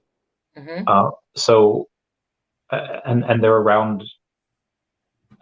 very undervalued. I see that the sub 100s of the originals of the first few drops that we had for the Mighties, they're either very few and far between, but most of them do not exist. There are no sub 100s that you could even buy. It's not like, you could just buy the cheaper option. There are none. The cheapest option is not there. So when I see these sub 100s for $25, it's like, what is this? Like, this is dumb. And then when I see a sub 50 for 55 gems, this is lunacy. So yeah, and I've had it enough where I can say anyone that has a sub 50 Mighty for $55. I heard you. Or any. You'll buy it. Yeah, I'll help with liquidity. You want to exit? I'll exit. It make, and going by the other mints of things, it just seems like, okay, well, it's just going to take time. Once a bunch more time happens, people will get these sets, because it's Marvel. I don't care what they look like. It's the first appearance of these characters. Yeah. I hear, there's a few people in the community that are very high on them, because they're a creation between Marvel and Veve, right? They're not really Marvel. Marvel hasn't broadcasted them anywhere. They're so far they're just Veve and Marvel. So Yeah, and when they, at the cons at San Diego and New York, okay, oh well, yeah, prominent. they're there. Like Marvel is not showing, like, on their little clip they show Daredevil and they show Black Panther, but the statues that are there, they're all Marvel Mighties. They are. So yeah, Kelly Boudreaux stacked 40 Riri Williams because the price is stupid low for such low mint. Yeah, there's like 2,500 of her, and she's like $10. So it's I think. Oh God, I think I paid like $600 for a Captain Carter at one point. damn. Another mistake. Well, she's $30 now, so you can go and get a couple of her I can for go DCA her. yeah. Oh geez. Well, she is a standalone set. She counts as a set, right? Mm-hmm. Mm-hmm. Oh Yeah. geez. And there's only Wow. one Marvel Mighty vehicle. The vehicle is the what do you call it? The Chimichanga trunk. Yeah. Yeah, that So got disrespected. Everything that was dropped that week got really disrespected. I yeah. thought the poster, the chimichanga truck, the surf what's his name? Silver Surfer Yeah. was dropped. Yeah, that was not a great week as far as prices. Yeah. I mean, that was like chief FUD. That was like top FUD. There was a lot being dropped, and just people they didn't know what to buy. They didn't know what to get. But Yeah. I mean, even then, I still see people that are putting massive amounts of money into things. Like Sleepin bought, I think, the number 41 and 42 Silver Surfer. Yeah. I mean, check the metadata, and it's got so much amazing knowledge, so much amazing stuff. Also, because I came last December, I'm trying to even out the money I spent during the bull run. I feel you, Kelly. The last Riri Williams I got was number 87. I don't know what I spent on it. It had to be like 40 something dollars though. It was super cheap. So I listed it for $420.69. All the Marvel Mighties I listed for $420.69. Wow. Yeah. But yeah, that is the thing. So we've gone for about 3 hours 21 minutes. Oh my God. Okay. I don't want to keep you too long. No. Oh my God. I can't. I do have to use the restroom. I'm gonna explode. But no, it was really great talking to you. I had fun. I had fun. You too. Sleepin has a Twitter space, so I'm gonna go hop on that after let's Twitter space from Sleep. Yeah, I know, right? I'm gonna go to the bathroom myself, but let me. All right, I'll see you there. I will see you there, and Wednesday we will. Yes. Wednesday, 7:00. Yes, 100%. All right, I'm gonna go Google or search for Sleepin. All right, I love you. Bye. Yeah, let's go find Sleepin on Twitter. Bye. Bye, guys. Thanks for the super chats.